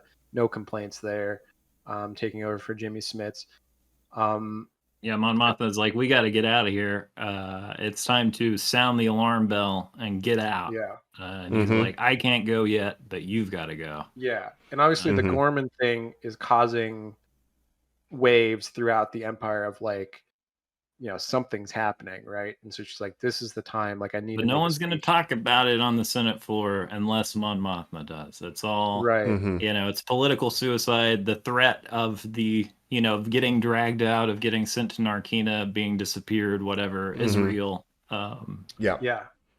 And again, real life mirrors here, where it's like, an ongoing genocide that American politicians are afraid Refusing to to talk speak out, about? or refusing to, or paid not to speak about. I don't know. Yeah, I don't know. Driven by fear and political, suicide or whatever. But and it's Democrats and Republicans for the most part that you have all these Democrats that are paid to sort of look the other way, or paid to not talk about it. So, or just think that the correct thing to do is to slowly play. You gotta save it all up, or else you'll get kicked out or whatever. There, myriad reasons, but we get this. What could be really cheesy. I think it could be a really cheesy thing of Mon Mothma making a speech that basically will put her on a list to be murdered or disappeared immediately, and the heist is that Andor has to go rescue her. Right. She doesn't trust Luthen, but there's Bail's team who is planning to help her escape. Oh, they've been infiltrated by the Empire. Yeah, a member of Bail's team is actually an Imperial agent. We hear this speech while Andor is on the rescue mission, and it's great heist. So, killer heist. And this is a semi, not breaking of canon, but changing of canon, which Tony Gilroy talked about in an interview too, where there's an episode of Rebels that's all about Mon Mothma's big speech that she gives later on the ship. Yeah, the Rebels ship actually transports her to Yavin, and they write it in a way in this episode that it still works, but it's a little different, where it's like, after Andor extracts her, they're like, look, they want her to go on this ship for like publicity reasons, right? So Andor's like the guy that like they don't talk about because so they're gonna give it a more like friendly face to the rebels and have him go with the rebels crew, right? Mass murderer and Cassian Andor helped the senator escape. Yeah, we got to clean that up. Yeah, he does the dirty work, but he's not the face of the rebellion, right? Right. And in the coolest small role to have, we have Mon Mothma's assistant, who has been working with Luthen secretly, unbeknownst to her, for 2 years. She feels betrayed by that. Yes, shakes her trust in Luthen even further. But he and Andor get to have, this. They extract her together while Bail's team is, chasing him down. But it'd be hard to talk about the details of all of that, but it's expertly done, and it's a really great sequence. That's what Andor saves the day by shooting fast. Yeah. Yes. This your driver? Sorry. I think that's another underrated thing about this show is that these heists and things are so well staged and so well shot. Like, the writing's really good. Yeah. There's no there's so many action sequences and things that just take me completely out of it. But here it's all just reaction time and move fast. Yeah. Make a decision. So the plan is like Mon Mothma out. Yeah, but so prior to Mon Mothma's speech, right? So Bail Organa takes the mic in the Senate chamber and says like, basically using like some kind of Senate procedure, like, I want to throw this to Mon Mothma for a little speech, right? Otherwise, she wouldn't have just been able to start speaking. Oh, right. He had to look because he used some kind of emergency procedure where he's like, "Look, you guys just said it was an emergency. This violent these terrorists on Gorman. Because it's an emergency, I'm gonna have to let Mon Mothma take the mic." And then she comes out. She gives her speech. Blah blah blah. Yeah, where she names it genocide and says, "Look, the monster that's causing this is Emperor Palpatine." The And Senate if he chamber can goes do it on crazy. Gorman, You've he can do lost it to objective you. truth. Yeah. Yeah. and Yes, it's true. all Objective truth. coming down. Again, like, yeah, what a man, that would sure would be bad if we You were could just losing lie about objective anything truth. and everything. If whoever had power could, just manufacture whatever they wanted, and Yeah. Regardless of fact checking or empirical truth, and just Essentially, hammer the that home Empire is forever. Yeah. the Empire is gaslighting the people of the galaxy about what's going on. Mm-hmm. Um, Familiar. and she knows, as soon as I give the speech, I need to get out of here. And like you said, or Bale's team that's going to extract her was compromised by the Empire, so there's one member on their team that's going to kill her. So Cassian is there to be the real extraction team and get her out, which involves shooting people in their way, and her the driver who's assistant been helps. The driver who's been an ISB spy for a long time. But Which we she get knows him about, and listening she to the says- speech, and it almost implies like, hey, maybe he's changing his mind. Maybe he's Right. realizing that he's done the wrong thing. But we don't have time for it. We don't have He's in time the for way. it. No, we don't have time. Yeah, that's true. Yeah. But we get the great line, like, welcome to the rebellion. Is Mon Mothma's now, for the first time ever, face to face with the violence that must happen for this. She's just been doing Senate stuff. Seeing the reality. Welcome to the rebellion. You killed that woman. Yeah. Her first Get in the I car. had a gun pointed at you. Yeah, I did. Exactly. And this is her and Andor first time meeting. So this guy just comes up and says, "Look, Luthen sent me. Luthen, a guy that you barely trust." There's also a great scene with her and Luthen where it's like, "You had Take Holma killed. I fear you like as much as the Emperor. Like you could have me killed." And the show is also sewing it in a way that maybe you don't trust Luthen because he is spying on Bix. Like there are stakes of like, well, I don't want him to kill Andor. I don't want him to kill Bix. You know, Right. like he is scary. He will even tie to up a the loose viewer. end. Yeah. Absolutely. But yeah, welcome to the rebellion. I love that. Be done. Yeah. No. And so then they go back to the safe house, and from there, that's when they pass her to the Rebels crew and say the Rebels crew is going to take you because it's a better face for the public face for the rebellion. But after Andor has shot that lady and then called her driver's name in order to blow him away on the sidewalk, There's no conversation of like, are you going to turn us in or not? It's like, you're in our way. I have to. we gotta move. Yeah. But Mon Mothma, even after all that, still is like, I can't thank you enough. You are exactly what we needed. Yeah. Like, there's never a moment where Andor's, decision making is called into question. It is just like, we need more people like you, which is just so surprising in a Disney show to be like, yep. Yeah. A whole Sometimes character you have who is to be violent. Yeah, Han shoot first, the character, like 100% of the time. I love it. But yeah, this goes to then now like the big kind of final arc, and we haven't even talked about my favorite character probably from this season, because now we're getting into Clea and Luthen. We get their backstory starting. This is my favorite stuff. This is great, and we didn't talk about the Imperial Gala. So there's the Senate Requisition Week or whatever it's called, where they just have all these galas on Coruscant that the senators have to go to, and there's this one with the father-in-law of of Mon Mothma's daughter, who's this very important rich guy on Coruscant, right? He has this art collection. They found out one of the pieces is fake, so now they're examining all of the art except one of the pieces is something that Luthen gave him that has a listening device to spy on him, and so now they need to infiltrate this gala and remove the listening device while he's in the room with director Krennic and they're showing off his art collection. They need to like covertly remove this listening device so they don't get caught, and that's an incredible scene as well. We get Lonnie and Clea together. Lonnie the spy inside the ISB, fantastic character, and Clea similarly, as Luthen's cohort, has been very cool throughout the show, but mostly in subdued, scenes. We don't know that really much cool about her. scenes in season 1. She's very intense, and is committed to the cause. Yeah, and we don't know her about all backstory. We don't know the she's extent of her relationship with Luthen. and which we get into in the last arc. But yeah, Lonnie is such an interesting character too. Like all these different ISB agents, this other new guy in season 2 that's like the upcoming guy that's like taking over Daedra's old post or whatever. And like Lonnie, obviously Lonnie is a rebellion mole within the ISB, a The reluctant scariest mole. person to be. Yeah. The worst fate of any of them is Yeah. to be a spy inside the ISB. That's very The guy in scary. season 1 that Mhm. Luthen gives that monologue to that Yeah. contains the hardest line ever written. Yeah. But basically he wants to get out, and he's like, look, you can't get out, you're too important to us, like we need you in the ISB, like you're doing good stuff, you got to be a hero, buddy.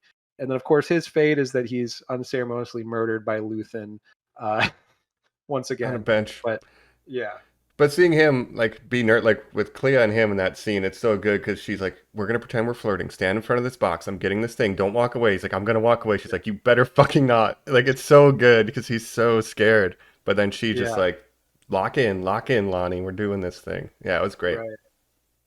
Yeah, We don't her even know his locking in. motivations of like why he's working for the rebellion or anything like that. He's At just this another- point, you've got to assume he's doing it at least in part because Luthen might He's kill scared his of Luthen. family. Yeah. But Right. we also learned before his death, because what sets all this, the last of this arc into motion for real, is that Mhm. Lonnie does, without Luthen asking him to, he gets Daedra's Daedra's passcode, code word. Yeah. and he discovers they're building a Death Star. They're building a super weapon Mhm. on Planet killer. and so he burns himself doing that. He knows he has to get out, and he calls Luthen and says, Calls "Look," an emergency meeting. Mhm. Yeah, gives And- him the info. It's like, look, you told me like I could out. He's like, oh yeah, well Yavin, we'll send you to Yavin. You and your family will be safe on Yavin. Mhm. And then of course, no, that's not going to happen. It's much safer to just kill him and tie up any loose ends. So that's what happens to poor Lonnie. Poor Lonnie. Couldn't have done it without R.I.P. you. Seriously. R.I.P. Lonnie. But that really sets this last arc into motion where he's burned himself, he's exposed Luthen and Clea to the Empire, setting this last arc into motion, right? Daedra's starting Yeah. to put piece stuff together where Axis may be. So Yeah. we gotta go destroy the evidence, and we gotta get out of here. And Yeah, Yeah. we got to burn the Luthen and- communication table that Clea has been using to communicate with rebels and stuff in their shop, and that's when we get the Daedra showing up to the art dealer's shop in the big confrontation with Daedra and Luthen, where at first they're both kind of pretending to not know what's going on and putting on this air, and then eventually, yeah, it leads to this confrontation. Yeah. Another great One scene. last performance from Luthen. Yeah. Yep. Our dealer. Only two pieces in this gallery of forgeries or whatever. Our suspect. Yeah. Before he is. Incredible writing. And that's like both Yeah. of them are the forgeries. Like we're both pretending here. It's very good writing. I love that scene actually. And then she drops the communication device from season 1. Like I've been looking for Yes. you this whole time. And of course, Yeah. he's showing her this like antique knife from some planet or whatever, ceremonial knife. And then he knows, like, I'm not being taken alive. Like, I am killing myself. Being taken alive, and that's the bad thing. Like that's Yes. what I don't want. Yeah. Right. Like, They're I will going kill to- myself before being taken alive. So when she's looking away, because he's like, you're too late. I've already burned the communications. Mhm. So she's looking away. He stabs himself with the knife that he was showing her. And she's immediately like calling the EMTs or whatever, like trying to save him because she needs him alive for the information. He needs to kill himself. So Right.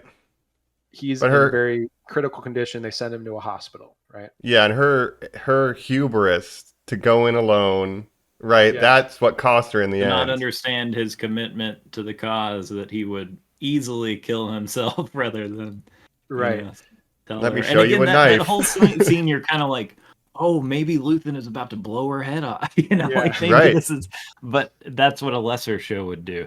Instead we get And another not super satisfying. Like And- it's my yeah. time to go. Like well, it's Yep. been hinted out throughout the show. Like he keeps saying, like, I burned my life to create a sunrise I know that I'll never see. Like he And is he ready to proves die. he is in this willing to cause. also die like all the people he killed.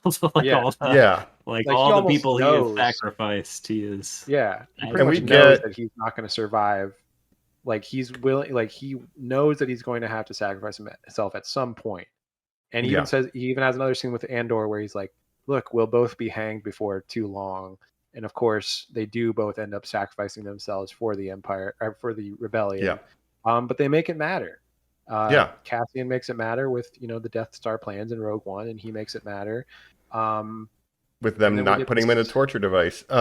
Yeah, And we see Leia in stuff. Yeah, right, we see in the earlier in these episodes too his background with Clea, and like he was apparently an Imperial kind of officer, general guy, who had to basically massacre her family and their town yeah. to make it stop. So he has this guilt, We around see that his maybe backstory. pushed him to leave.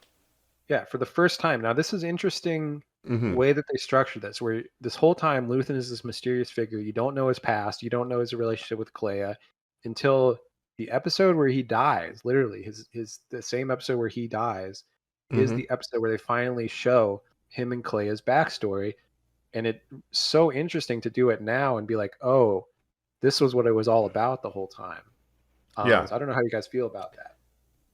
Yeah, I go ahead. like that she is, it shows that, hey, actually, she's maybe even more of a revolutionary than he was. Yeah. She's a kid.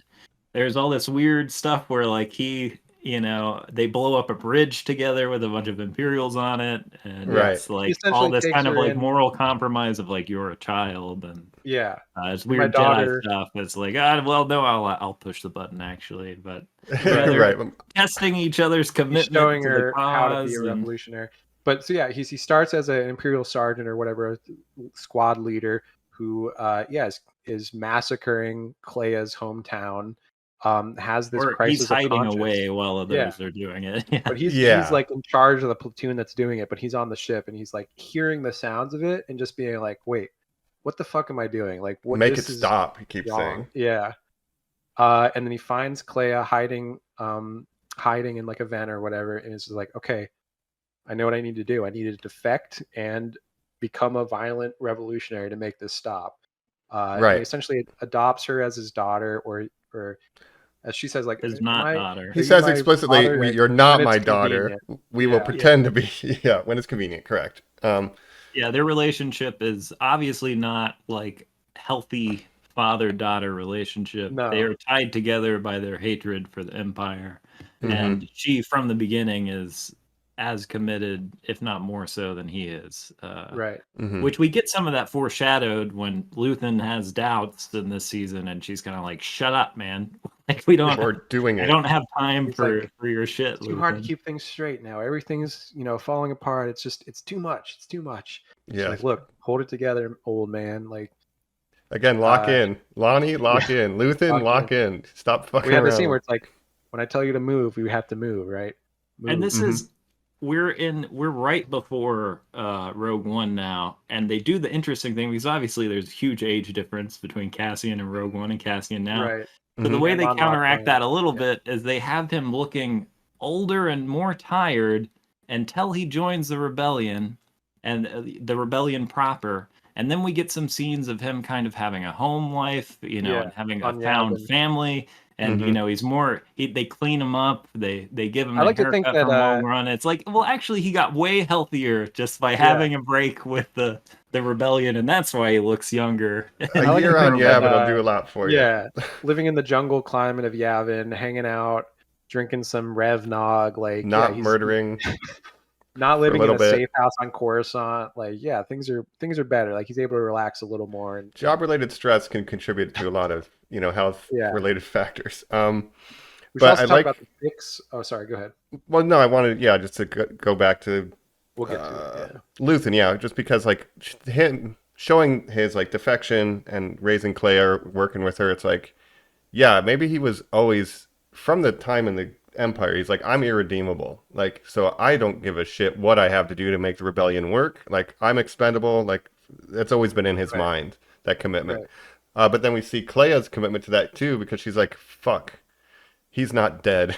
And this is like one of the best sequences. Another Yes. reverse heist of I got to go finish the job, you know? This is incredible because you don't know straight away like what her plan is. Like I almost thought that she was going to break in to the hospital and break him out and keep him alive, but Hmm. obviously I'm not thinking like a revolutionary because obviously it's more important that he die so that he can't reveal any information. So she essentially has to break into this hospital to make sure that her adopted father figure is actually dead so that he can't reveal anything rather than breaking her out. Like that's the more optimistic, maybe Hmm. naive way to look at it of like, oh, she's gonna break him out and like they're gonna go to Yavin together and live happily ever after. No, that's not the kind of show that it It's is. like I've kind of also resented you my whole life, low key. Like at the same time as you raising me, it's like you did Yeah, order my family to be killed, but survival, like there's this weird balance with that too, right? right. She has mixed I feelings for mean, do we sure. know that flashback is so vague? I mean, he's just sitting in a ship. I think Obviously, he's he's the part of leader of the that tragedy squadron. that's happening, right? But I think I, he's the I leader yeah, of that assume squadron, he but gave the basically order. has. I just don't know that I don't know if he I gave didn't the order. I think understand that he's we're been ordered supposed by to get someone else. Yeah. huge resentment from her about what he did, since she's immediately like, "I'll go with you. You want me to be your daughter? Do you want me to help Yeah. you with your art sales?" Like, I think she has mixed feelings, but does Yeah, see him as yeah, like an adopted father figure at the end of the day. yeah, she's tense with everyone. Right. true. I I could be reading more into it, but I feel like there would have to be some I mean, lingering I feel like conflict. that's viable, for sure. But I just don't know that it's spelled out that like No. she Yeah, hates this guy because he killed her family. Yeah, for me it was really Like, that's more not of like, explicitly in the text. Yeah. yeah, yeah, I thought going in that she's going to break him out and save him. And then obviously that's not what she's there to do and that's not what the rebellion needs. Um so that's the twist of like, yeah, she's doing all this to break into this hospital just to make sure that he can't give any information. and it's a And that's killer. what he would want her to do. Hmm. Yeah. It's a great, maybe the best. There are so many great heists in the show. We Yeah. just got Yeah. the front end of the season. I was like, I like this, but I'm a little nervous because I really want it to pay off big. Like Mhm. I need some big moments. And the Senate, him getting Mon Mothma out of the Senate, I was like, all Hmm. right, we hit it. But this, her going to infiltrate the hospital to kill Luthen and Hmm. simultaneously destroy Dedra's career, Yes. by Yes. ruining her prize. Hmm. Right. And the Empire's mad at her, rightfully She's so, for arrested by botching this this. new ISB guy. Yeah. Yeah, yeah. Right. But Right. even but yeah, she sneaks in, steals a hospital gown, and she has lots of cool blasters in Andor. This little Yeah. almost a revolver, little 38 It's like a special stub looking. nose Yeah. 38. Yeah, Yeah. yeah. It's super sick. Sneaks The in fact that she's there. able to infiltrate this hospital, like kill a bunch of people in her way and still not get caught, get into the room the heavily guarded room that Luthen is in on life support and cut off his life support and then get out. Like it's an pushing that incredible alien in a scene. wheelchair. Yeah, it's great. Yeah, yeah. And Yeah. it's completely believable because even though we haven't seen her in an action context, we have seen her live her entire life under tension, Yeah. Hmm. up to this point. Right. There's not any like, oh, how would you get away with it? No, everything's right in line with her character and her Hmm. precision and Yeah, she's been trained her calmness whole under life to do pressure. something like Hmm. this. Yeah. Yeah, Yeah, she's used the Um pressure. She blows up some of the landing docks to create a distraction. It's like, okay. yeah, yeah. Yeah, I love this It's sequence. I it's like the killer. uniform. And yeah. it's Yeah, one last thing from Luthen where he kind of chooses her over himself because she's gonna do the burn, and he's like, "No, I'm gonna do it. You go to the ship. Just go to the ship." Like he kind of Yeah. knows he's gonna get, fucked when he goes to the shop anyway. yeah, Um, yeah. so that's a nice Well, moment let's too. yeah, let's take a break and we'll come back with the final arcs of Bits. Andor season 2. Yes. We're back. We're wrapping up the final arcs of Andor season 2. As we just said, the Luthen Hospital reverse heist, Yeah. uh, mercy killing Incredible. arc was great. But now we have some other big stuff with Cassian and Well, the others. Cassian's big last mission in Andor is essentially to rescue Clea and extract Clea from Coruscant, right? Mhm. Yeah, Um she She goes to the safe house, which has one of the coolest hallways in sci-fi. Yes. Yeah. She breaks out this like Morse code signal machine out of the wall. My granddad was a radio man on a destroyer in World War II, and he used to sit Whoa. at the like breakfast table, and he had like a transistor radio that he would listen to Morse code like broadcasts from across the Right. world. So he'd sit there and listen to the beeps and be like, "Ah, it's this temperature in Shanghai or whatever." Like, That's sick. so I was eating up the SOS call. That's Yeah. coming out. Well, an underrated aspect of Andor, I think, is that it gets that what Star Wars is all about is gadgets and doodads and switches and gears. Retrofuturism. Yes. They do a pretty good balancing act of making things seem believable, but also of a different, technological standard. Yes. Yeah. The gadgets are And great all in this. the communication board that she uses in the art dealer shop is so cool. Like, there's so much cool stuff. Like even the machine that Willman's using for the fuel hijacking and stuff. It's like, man, I love the that thing. details that go into like all the little details of the production design and everything in the show is just so People's good. costumes have dirt on them. Yeah. Yeah. The used future has not been done. Blaster. Yeah. Yeah. Hasn't been done this well since New Hope. Yeah. And that's the thing is like a lot of times these Disney streaming shows, they feel too clean, right? They feel too sterile. Like I felt that with like Kenobi show. The Acolyte felt pretty clean. I always think about the scene in Kenobi where all the stormtroopers show up to the hidden rebel base, and they're just clearly on the flattest ground ever, surrounded by the volume. The volume. Yeah. And that compared to something like this where so many of the sets and props are practical. And even when they use the volume, like they use it in a way that's like subtle, like to show like the Coruscant skyline out the window or something. Like obviously that's going to be volume or going to be. But the interiors are so well done. Yeah. Yeah. They nail it. They get that radio out. The radio's it's a secret thing. You're not supposed to have transmissions coming into the rebellion because Luthen's cohort on Yavin is still loyal to Luthen, even though the rebellion doesn't trust him. So she sends out a broadcast that is the final call, meaning like, we're out of here. We've been discovered. Need extraction. We're burned. And Willman can't Cassian go. thinks it's Luthen, right? He doesn't know that Luthen's dead yet. Yeah, that's right. Yeah, which is just another nice, little realistic nuance. Is like, oh yeah, of course it's Luthen. We're gonna go get Luthen. Yeah. And then, who are you? I've never met you before. Do I trust you? Like another one of those. Yeah. Right. I also don't have time. We also forgot. I forgot to mention K2SO, the origin of K2SO. That's right. It's from the Gorman, the Gorman massacre. They send out all the KX droids. One of them gets run over by a vehicle. The guy who killed Cinta saves Andor. Saves Andor. That's right. Also, Willman ends up with a Gorman woman, and they have a relationship. She gets back to Yavin, so that's good for them. But this KX droid is destroyed by this vehicle, and Cassian is like, you know what? Bag up all the pieces of that. Let's take that back to Yavin. Maybe we can reboot him. It's almost like it's impossible to talk about this show in a coherent and comprehensive way because there's so much. We haven't even talked about Bix really and their relationship and her leaving Andor, and that's the salve at the end of the episode where Bix is like, "I gotta go because you need the revolution needs you. You can't." We didn't talk relax. about the force sensitive lady that we see. The very brief mentions of force in Andor, right? There's a lot of shit going on. None of it feels like as rapid as Rogue One or whatever. But the one nerdy Star Wars thing I want to say, the most nerdy Star Wars thing I want to say is that Bix storyline of being like, I'm leaving because you need to be here and you're important. That is just like what happens in the Han Solo trilogy, an old book series. And during that scene, Andor is wearing a Han Solo fit completely. He's just wearing one of Han Solo's outfits. I was like, I wonder if someone was got some inspiration. Keen on that. Legends, right? Star Wars legends. That's cool.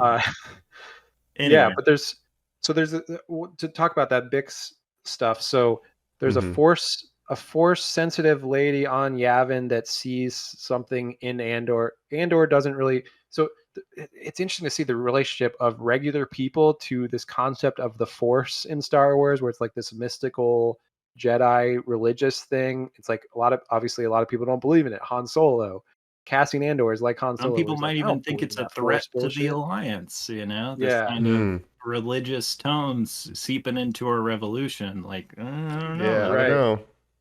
But Bix is like, look, this lady says you're a Gonna messenger, Reiki like you're heal you. important. Yeah. That's right. Yeah, Got a sore shoulder. It's some, mojo, some spiritual stuff. So Andor's like, I don't believe in that shit. Bix is like, look, you're important. Like, I know that you're important. I have faith that this is the path you need to be on. And if it's between me and like your destiny, I want you to choose your destiny. So I'm making the choice for you and leaving. And you can come find me after, but this is like, if I don't do this, this is what needs to be done. Right. So Andor is devastated, but the episode still ends on a high note because we get to see K2SO come to life. Yes. And when we cut back, he is now part of the crew, and they're playing poker with That's K2 right. when K2 that Willman comes in with the signal. They're wasted. Yeah, they've just been playing poker. Yeah. Yeah, That's and, right. All the K2 stuff is funny, and it sets up pretty well. It's just enough time to be like, they've been hanging out a lot. He's part of the crew. He's K2, you remember. They don't need to spend too much time with him because he's going to show up in Rogue One. Right. Yeah, it's nice to have that connection with Rogue One, because obviously you're not going to see the Donnie Yen character or his friend, or Bodhi, like all those characters that they meet that become the Rogue One crew. Like, of those crew, like it was Cassian and K2 that knew each other before the movie started. So that's true. Yeah. Yeah, I get a little moment. He's a big part of this last extraction of Clea. Like, K2 is a very important part of it. Yeah, because they end up closing in on him. The Empire is like, they were on one of these 3 floors, a transmission, because it's risky to send it anyway. Like, all right, we got him. It was risky. Yeah, the Empire's on this transmission, and as is Cassian. So they're kind of coming at the same time to this apartment building on Coruscant. Another heist. A great setup where the Empire disables communications on their end. They like have like some sort of EMP communications disruptor because they don't want anyone to know that they're there and get ambushed or whatever. But it sets up a realistic, like, okay, we got a team of these ragtag Imperial SWAT guys or whatever. They're all like we have new ISB guy who kind of takes over, who arrests Daedra for the hospital stuff for blowing the Luthen raid, and Partagaz is like, yeah, Daedra, she's been going rogue too much. She's finished, right? But this new climber in the ISB is like, maybe I'm the guy.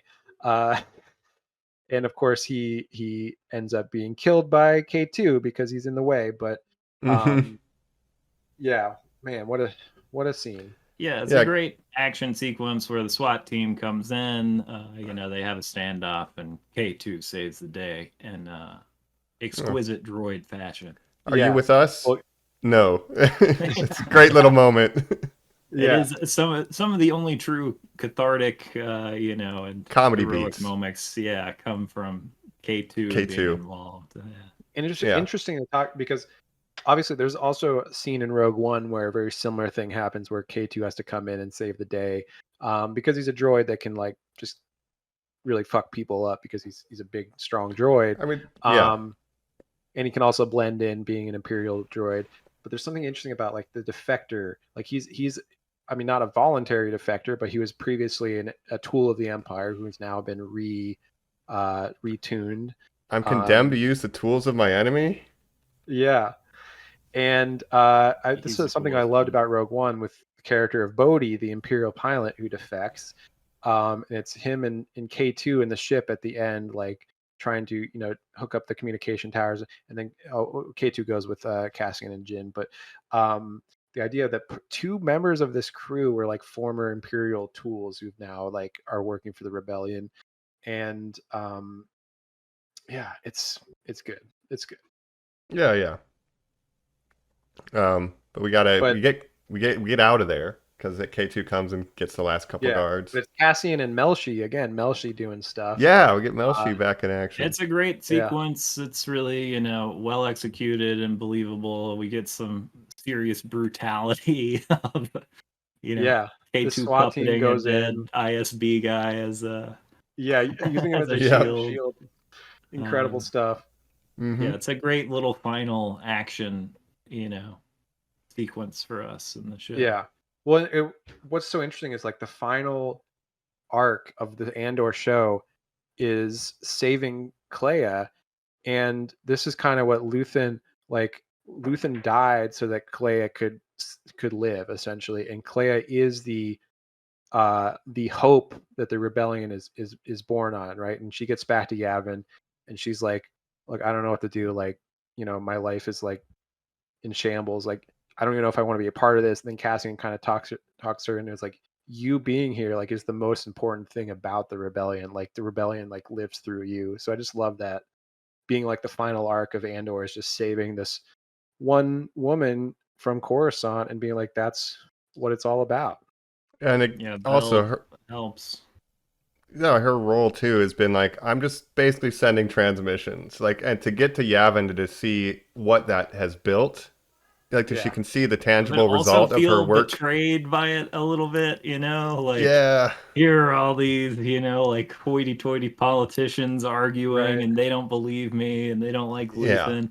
It's all very real too. Of like a lot of times the final movement after a revolution or the power structure that exists is a betrayal of the revolutionaries who created it, even if it's a better future for those who live under it. It's still not perfect, and it's still full of power hungry disagreement over how to do things too and different methods. But bureaucracy. She gets back, and also Cassian's plan to extract her, he does this without the consent of the rebels. Like he's going rogue essentially, and takes a ship and just goes under direct orders not to go. They don't trust her. Setup. Yeah, they think it's all of this information could be a trap from the Empire, which is maybe the most successful bridge into Andor or to Rogue One. Is them setting up that like this isn't the first time they're hearing about this super weapon in Rogue One. It's been discussed in back rooms. They're not sure of the validity of it. Andor believes it because he worked for Luthen and trusted Luthen. They don't trust Luthen. And also, in Rogue One, like, again, we're seeing the council is disagreeing. We have disagreements on the council. And because it's the same thing in Rogue One, the whole Scarif mission, the council says, no, we're not doing it. Right. And then Jin and Cassian do it anyway. And Mon Mothma's secret, like, yeah, we should do it. But there's other members on the council that are like, no, it's too risky. It could be a trap, blah, blah, blah. So we have these like people who are like afraid or afraid to do what needs to be done. But Clea gets back to Yavin. They don't trust her. She's like in sickbay, and then we have this great scene where she's like wandering through the jungle at night, and then she runs into Vel, and Vel's like, "No, it's me. It's like I'm glad you're here." Like, and that's another great scene. So yeah, and I mean, and she's a final messenger, I guess. So that's the information that we have definitive proof through ISB of Death Star. Like now, and this is what Luthen died for. Is that we now know that the Death Star is being made, like the planet killer. We know what this weapon is, and then we learn all the details. Like they're mining Kyber crystals. They're on Jeddah, Galen Erso. Like these are important things. We need to find Galen Erso, right? So this we didn't have a Jin Erso. Like I just thought a lot of stuff was going to be like forced in to these last 3 episodes. No, I think it flows very naturally into Rogue One without feeling forced. And it really, like this last episode really is leading directly to like the last shot of Cassian is like putting his fit on from Rogue One and walking to his ship, right? So it's like, go watch Rogue One, the actual finale of this show. Right. Do we get the plans? But yeah, this season fucking cooked, man. Like, what a show. It's sad that you can't get more, and that we don't have Rogue One where Cassian's more the main character. I was bummed out a little bit. I still think it makes Rogue One better, but it's also there's certain things that Rogue One is just not as good as Andor. The writing is not as strong, but it is what it is. I really And don't like the soundtrack for Rogue One. I really Yeah. dislike it. Yeah. It's very Like- it's very insistent. Whereas John Williams feels like he's highlighting emotional beats. yeah, Rogue One feels like they are forcing the emotional beats on top of what's there. Like on Feel top of what this. might be ambiguous. Yeah. the whole of like, this is that famous cue from the John Williams score, except this one note is like different. Yeah, Like it I ends really differently. hate that. Yeah. Yeah. And I Yeah. remember at the time when they're making like, look, this isn't the same, this can be different than any Star Wars movie you've ever seen. Like it's not part of the Skywalker saga. It's just going to be different. And I don't know, it kind of worked, but it kind of didn't work. Well, it led to this anyway. Yeah. Yeah, It led to this, and that's what's great about it. And I still think that the ending, not the Vader fight stuff and CG Leia, but all the Scarif stuff still really worked for me on Rogue One and actually hit harder. Like, going through this whole journey with Cassian Andor and then seeing his final end and be like, it was all worth it to get those Death Star plans. That ending did hit hard for me though. Yeah. To know that somewhere out there, Daedra might get the information that it's her fault the Death Star blew up. Right. While she's right on Imperial Narkina 5. prison. Yeah. But yeah, man, that and controversial take or hot take maybe, but I know people like that Vader fight at the end that leads directly to A New Hope. But I think Rogue One would actually be a better movie if it ended on that final shot of Cassian and Jyn together, moments before their demise. Like I think that's such a great ending, and again reflects the ending of this show Andor, where we see the final shot of Bix and we find out the final twist of the show, right? We should talk about that. Yeah, that they had conceived a child. Yeah, so Cassian is leaving to go on his last mission, essentially, which is to go find Galen Erso. And it cuts to Bix living on Mina Rao, the wheat planet, and we find out she was pregnant with Cassian's child. And they're together staring at the sunrise on Mina Rao. And then so the parallel of that final shot with what should be the final shot of Rogue One, Cassian and Jyn in their last moments together staring at this bright light of this, explosion coming towards them. Like that really hit me hard. Yeah, that was good stuff. Yeah. I agree with you about the Rogue One thing, and I think there could have been a better way to execute it, but I think after rewatching it, why they do that is they have to establish why Leia is the only one with the Death Star plans. Right. Well, because if they're just beaming it out to the rebellion, like one of those ships, like some of them leave, like a lot of those people show up in episode 4. But anyway, I would have done it if messy. anything, just have one shot of Leia's ship from A New Hope kind of leaving the rest of the rebellion ships. It could have been done more great. Could have been more subtly. And then I remember when Rogue One came out and thinking like, remember the opening of A New Hope when Darth Vader boards the ship and she's like, oh, this is a peaceful ambassador ship or whatever. It's like he was just following mission. I was right behind you. I got your license plate number. Like I know who you are. I always thought that was very funny, and people do love that scene of Darth Vader. Just, I mean, it's a good action. It's in a vacuum, it's fun, but yeah. I do think it's messy for the beginning of A New Hope as well. Yeah. I did want to say that Cassian's child, unfortunately, it is canon that he died in the sequel trilogy when 7 planets were blown up at once. That's right. Was one of those planets. That is the one thing that really, that puts a little bit of a dampener on this, if you're not like me and ignore whatever you want to ignore, is that all of this, was it worth it? Yes, because they stopped the Death Star. But in actuality, no, everything just came right back about 10 years later. Somehow Palpatine returned. Somehow there's only 20. This is the entire rebellion on this one ship. Like, okay, yeah, sure. I'm with you there. I think it's better not to think about the sequel trilogy too much. Yeah. Well, even the timeline of the Empire was always weird because it's like, it feels more like the Empire was around for like 50 years, but really it was like 20 years between, Revenge of the Sith versus A New Hope. Return of Like the there's Jedi like, or something. well, just between Revenge of the Sith and Right.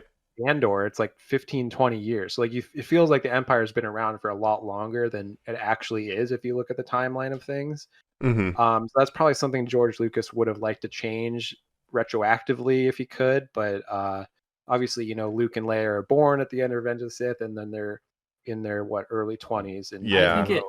I think it makes it more feasible that the Empire is strongest in the Imperial core, where they've just taken all the existing power structures for themselves, and that they are vulnerable because they can't reach everywhere yet. You know? Outer like rim. It's the Death Star is what will make that possible, is for them to submit Right. to the Empire. That makes sense.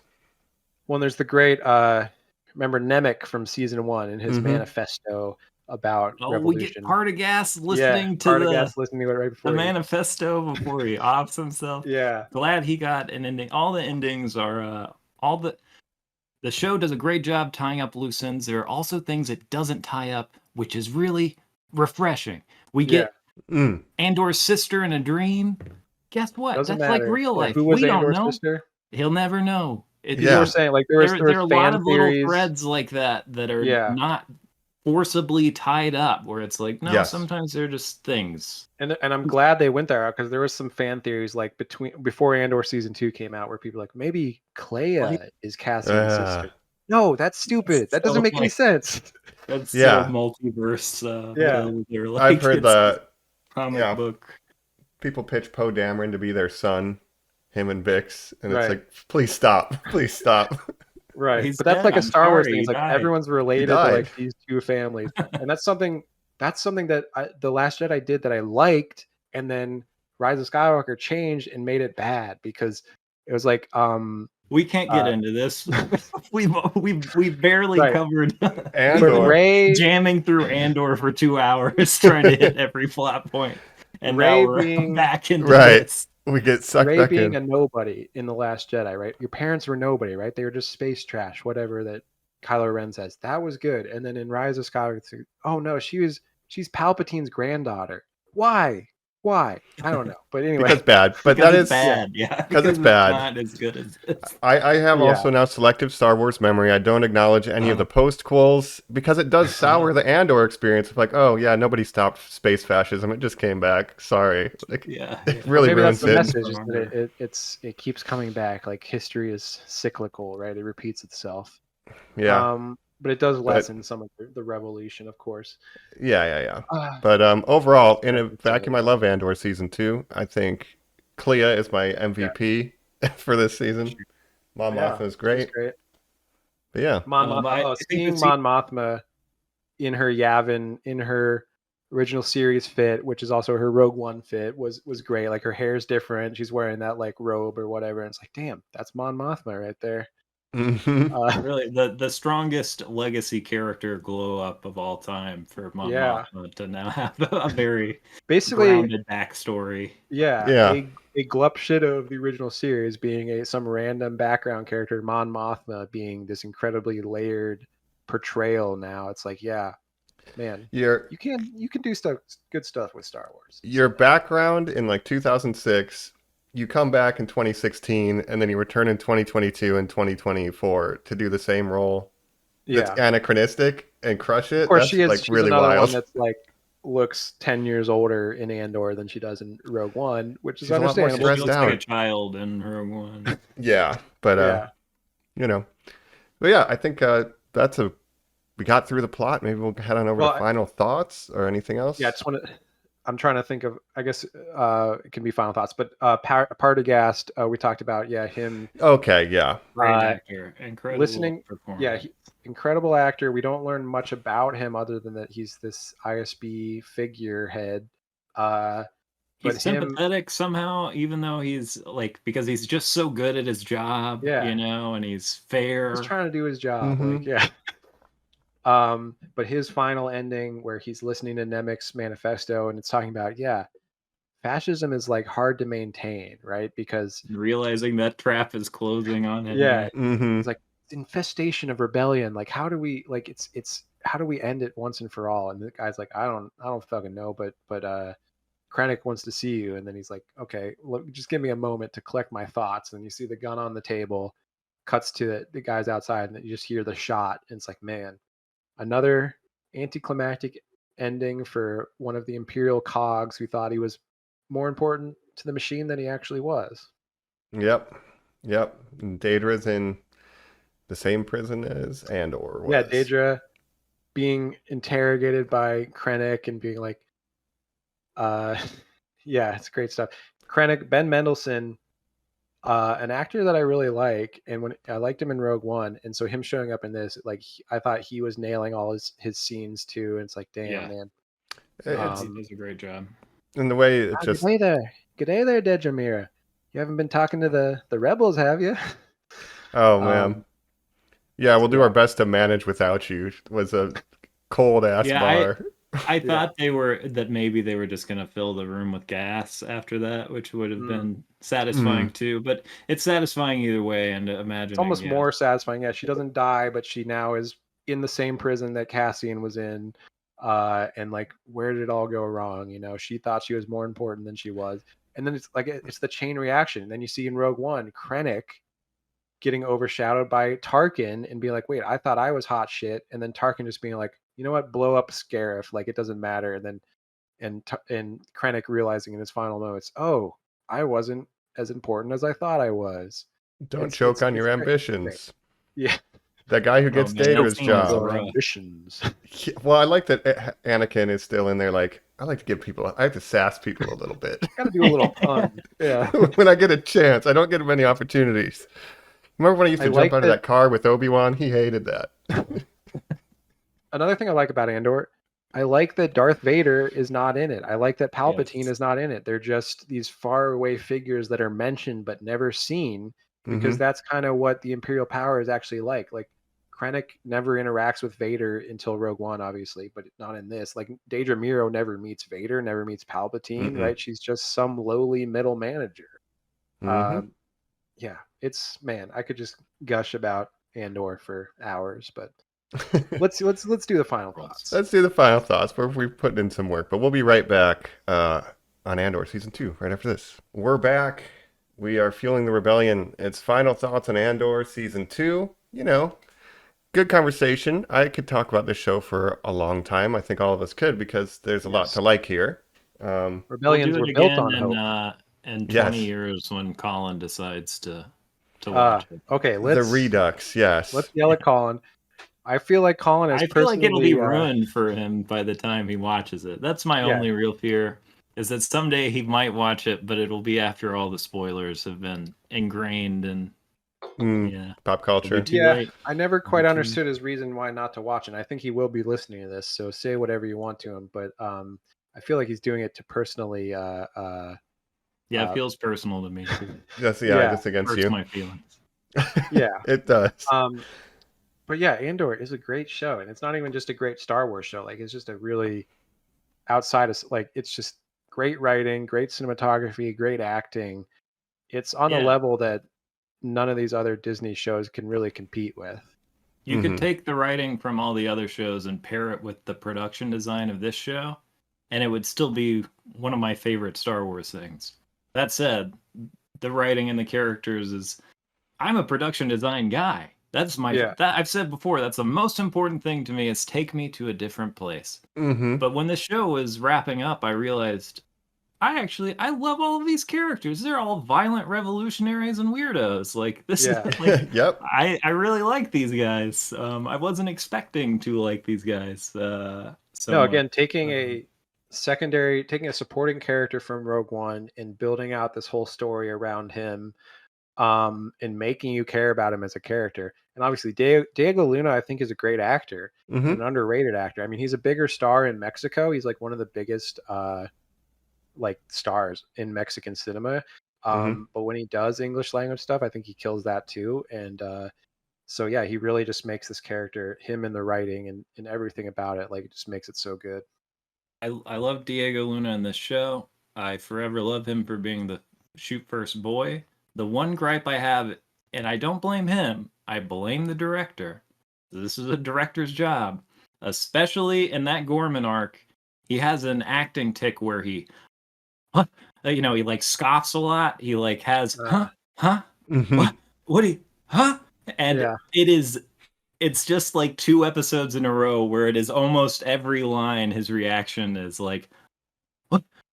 And it Right. just kills That's me fair. because that is a thing that happens to a lot of actors, and like Sure.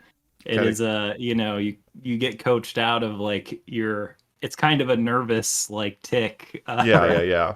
But and maybe it was completely purposeful. Maybe that's part of his characterization of Andor. But for me, it drove me up the wall a little bit. But I just I'm think he has very like glad a he was there to play Andor. yeah. I think he killed He has it. a great aura to him. Like Yeah, for you know, sure. There was kids so talk many about times aura. where Yeah. he felt so cool in this season compared to the first season. Like that growth starting from the first episode of this season is like, oh yeah, Yeah. he's been through enough now that he's scared of nothing. And No. it's easy to compare him like Han Solo, like the archetype of Han Solo. He's a very similar kind of character. But he doesn't have that charisma of Han Solo. And I Yeah. mean that in a good way. Like he's had too much happen to him to be Han Solo. He's had a lot of bad stuff he's happen in his life, desperate. which Yes, led him that to desperation. He didn't start. Obviously, the whole transformation, like he didn't start believing in the rebellion, but he, over time, on that journey, like it's such a good evolution of the character. And again, the character in Rogue One, you don't see that from him, but watching Rogue One now, knowing everything that happened in Andor, it does actually make him a more interesting character in Rogue One, because you can put all that, even though it's not in that movie, you can put all that on him and be like, you have this whole history with this character. Now it's earned. Yeah, exactly. Ginny Nicholson, who did the Star Wars Hotel documentary that blew up on YouTube, I saw a clip of her floating around where after she saw Rogue One when it first came out, she was like, it's just out of context, but she's like, and Andor, like, he seems like an interesting character maybe, but all of his growth has happened before the movie. Oh, So wow. like maybe a prequel about Andor would be good, but prequels are always awful, so that's not a good idea. Like, yeah, They did the impossible here. Wow, and she predicted it too. yeah. Again, That's awesome. the unlikelihood of a prequel of this character being the best thing ever in Star Wars is like, the chances of that happening had to be like so high, but it ended up happening. And I could say, like, I think it's the best. You can say obviously the original trilogy, classic movies, of course, will never be dethroned as classics. And obviously without Star Wars Episode 4, A New Hope, like none of this would exist. But I think this is in some ways better than those because it has better, subtler writing, for one thing. It's definitely more satisfying to watch as an adult. Yeah, that makes sense. Who is seeing reflections of this terrifying world in the real world. It is much more cathartic to watch realistic violence and trauma and a response to this than to watch, a swashbuckling adventure. Right. The thing with Andor is like, you can say Star Wars is a franchise for kids. It's entertainment above everything, but this really is, not to be too pretentious or anything, but it is a show for adults. Like, it sounds so lame to say that, but like it is just like very true. It's like I wouldn't show this to my child. Yeah, I don't think a 12-year-old would watch this and be entertained or they might be entertained by some things, but they wouldn't understand everything. They wouldn't. Has such more adult writing, and it's not, again, it's the writing isn't holding your hand, isn't spelling everything out for you. You kind of have to make. I don't feel like an idiot, stupid fan baby for watching. I don't feel talked down to as a fanboy watching. Again, with something like The Mandalorian, which I like a lot of The Mandalorian, you could show it to any age and they would be like, yeah, this is fun. Yeah. With Andor, you couldn't really, like, it really is a show for adults. And it's something that I don't know if we'll ever see again in the Star Wars franchise. It's kind of like a miracle that it was made in the first place, and so we just have to cherish it while it's here. I mean, we are told that the people who throw bombs at a parade are heroes.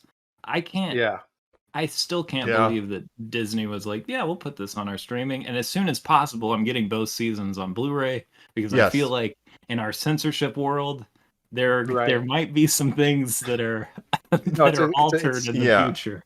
It's amazing that it exists at all, and it's about as like revolutionary and as extreme as you can get in a major corporation media franchise like this. Yeah, it doesn't feel compromised at all. Yeah. No.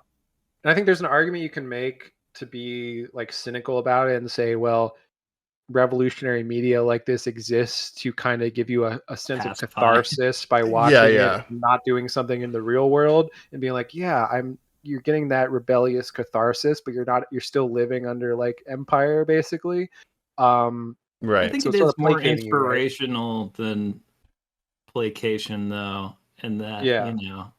from Luthen being like, "Do you want to fight? Don't you want to fight these bastards for real?" And what that means is you will harm your loved ones, you will see your friends die, and Right. it's all worth it. It's giving you the It's the only realistic look. option. Yeah. And it's something I kind of felt with like something like The Boys on Amazon, which has some of this. It's not obviously it's not as subtle writing, and I like The Boys for what it is, but again, it's made by Amazon. So it's like I feel this disjointedness of like I appreciate it for what it is, but it's also Amazon putting this out. It's also Disney putting this out. So it's kind of hard, but it's like I'll take this over, you know, Ahsoka any day. So not to pick on Ahsoka, but yeah, I think it's the best thing Disney's ever done with Star Wars, hands down, and I don't see them ever doing something like this again. So, well, and it's otherwise you're just chasing. It's like it's lightning in a bottle. You can't do it again. Like, oh, what if we did another revolutionary anti-fascist Star Wars thing? It's like it's already been done to perfection. So yeah, not exactly the same, but yeah, I think they could do other more mature things, and I don't mean mature just in like show a lot of violence or whatever, but like mature themes of like not just being for babies, like not to sound dismissive of other Star Wars properties, but not just being pure escapism and being more grounded in like the real world. And you could do different genres and things like that. Like what I like about Andor is it's like a lot of times it's like a spy thriller. It's like a Cold War spy thriller set in Star Wars. And so if you can do something like that, you can do numerous things that don't involve like lightsabers a lot of times. Sorry, ex-Qaeda, but not all Star Wars has to have lightsabers in it. Yeah, it's again, get away from Skywalker stuff. This is in its own little pocket universe, and it's great. The cast, top to bottom, is great. Too, like all the performances. Yeah, Clea's actress is like one of her.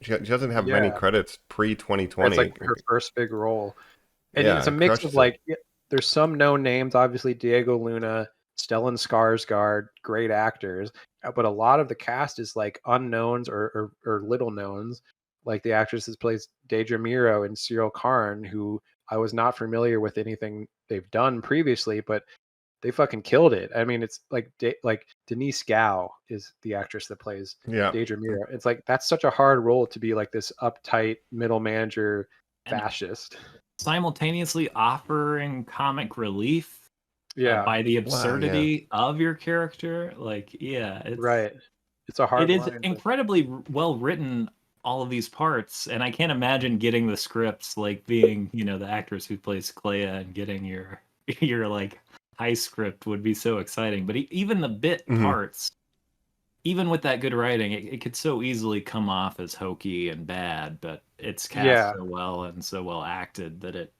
helps. That's another thing with writing with this show is that there's so many small roles. There's like hundreds of speaking roles between the two seasons, and sometimes they don't last more than an episode or two, but they still feel so well developed as characters. Like even the smallest roles that just show up for one or two episodes, like they feel like they have a real like it all feels like so real, and that's so hard to do within the Star Wars universe where there's all these fantastic ideas. In something like Coruscant, where it's like an entire planet that's a city, it makes it feel real, and you feel like it's a lived-in place, even more so than something like the prequels, Right, and a lot of that, like those locations and stuff are filmed in real life with set extensions. Like a lot of those weird boulevards they're walking down, like it's real places in England and stuff.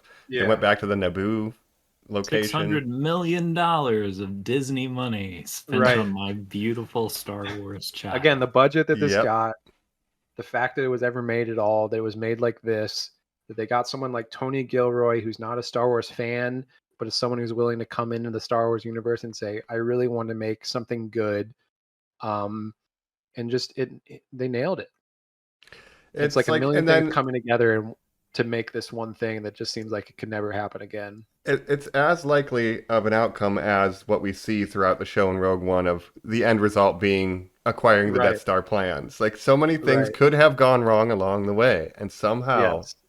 mysteriously, miraculously, it all went right, and I'm couldn't be happier. Yeah. And now they're going to release Grogu and the Mandalorian into the theaters. Oh boy. Yeah. What? You Again, the know, direction the franchise is going, and it's just like, yeah, I can't see something like this being made. Like, and I want to get your thoughts, Adam, on like how you're feeling with Star Wars as a whole recently. And I mean, did you watch the Skeleton Crew? That's one I haven't caught up on yet. I did finally. I was just depressed and laying on the couch for a day and binge Skeleton Crew. And Mm-hmm. it's a kids show, Yeah. and it's I wouldn't say it's amazing, but once you get out of the place that just looks like suburbia, and go on the adventure, it's effective, and the production design is killer on that show. Like Mm. it looks really good That's eventually. good. It is fun and it is interesting. Like for what it is, they pull it off well. It's not one of my favorite shows, but I was surprised that it was like, oh, okay, this is kind of fun. Okay, yeah, I haven't That seen it yet either. that I would show a child and they'd have a good time.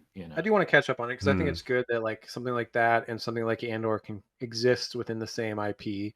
And it seems like they have improved their production design from the early days of the Disney streaming shows with like Kenobi and stuff, where it's like this looks like they shot it on location in Griffith Park? in the I think Kenobi had some Yeah. pandemic restrictions that made Right. it, because it looks much worse than Mandalorian. Yeah.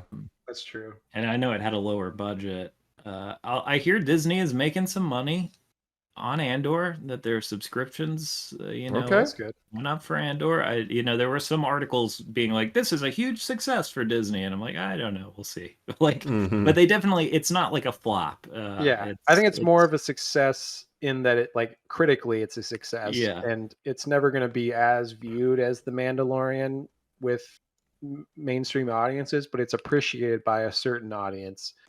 And it's like prestige TV is never going to be as viewed as much as like Law and Order or whatever, but it's still important to make. And yeah, I'm glad it was made. Yeah, looking at the reviews are like super good. It's like 9.5 average review on each episode for the Yeah. season. Like it's No, incredibly well the final received. 5 episodes had an incredible run. And like, not to be that guy that's like, it sounds stereotypical or like pretentious to be like, this is the best Star Wars ever, but that's really how I feel. It's like, this is clearly a better class of writing than anything. When I say that, I'm not Mm. saying it from a tower of film scholarship. I'm saying it Yeah. also because the emotional beats hit really, really hard and are really effective. Like Yeah. there are so many moments watching this show, usually during the inspirational moments, where I'm like tearing up, because Yeah. it is it is done in a way that elicits that response. And it's that's the other not thing, it's just like, me being like, oh, well, that was an expertly written dialogue Yeah. exchange, which is Right. true. I Right. am doing that too, but On it a is human also level. resonant. Connecting with that's it, the thing yeah. with this is like something like this could feel so clinical or like didactic in its writing, but it still cares about the characters at the end of the day. And so if you care about that character, you're still going to be entertained watching it. And so it's not just like like your eat your vegetables kind of show where it's like about resisting fascism and that kind of thing, but it's actually still entertaining. So the fact that they're able to do both is what makes it so good too, I think. Yeah, to again in a Star Wars make a show that is kind of illustrating the machinations and ways in which fascism exerts and tries to gain more power, over people's, and then philosophies to resist that is weird in a commercial product, right? And it's Right. done But at the end of well. the day, it's still the characters that you care about. And Yeah. I think, if I'm giving it praise, I'm giving it a lot of praise, but I think it's the best Star Wars thing Disney's ever done. And aside from Star Wars, I think it's one of the best TV shows that I've seen in Yeah. years, probably. So, and I don't mean to like just hype it up so much, but it really is that good. Yeah, I'm not praising it. I am glazing it. Yeah. It's incredible. It's a sexy show too. We didn't really talk about that much, but everyone looks great in this show. Yeah. It's definitely the sexiest Star Wars. There's some overt, sex, which is not common for the franchise. It's always been an but iffy it's thing. also Like some just- people say, like, oh, that shouldn't be part of that shouldn't be part of Star Wars. That's not my Star Wars. But then you have like Okay, Return fine, of the don't watch Jedi. You have like Leia being a sex slave to Jabba the Hutt, right? Right. So it's like, Yeah, people can okay. be objectified, but we can't hint at the real existence of sex. Intimacy. Yeah. Yeah, no.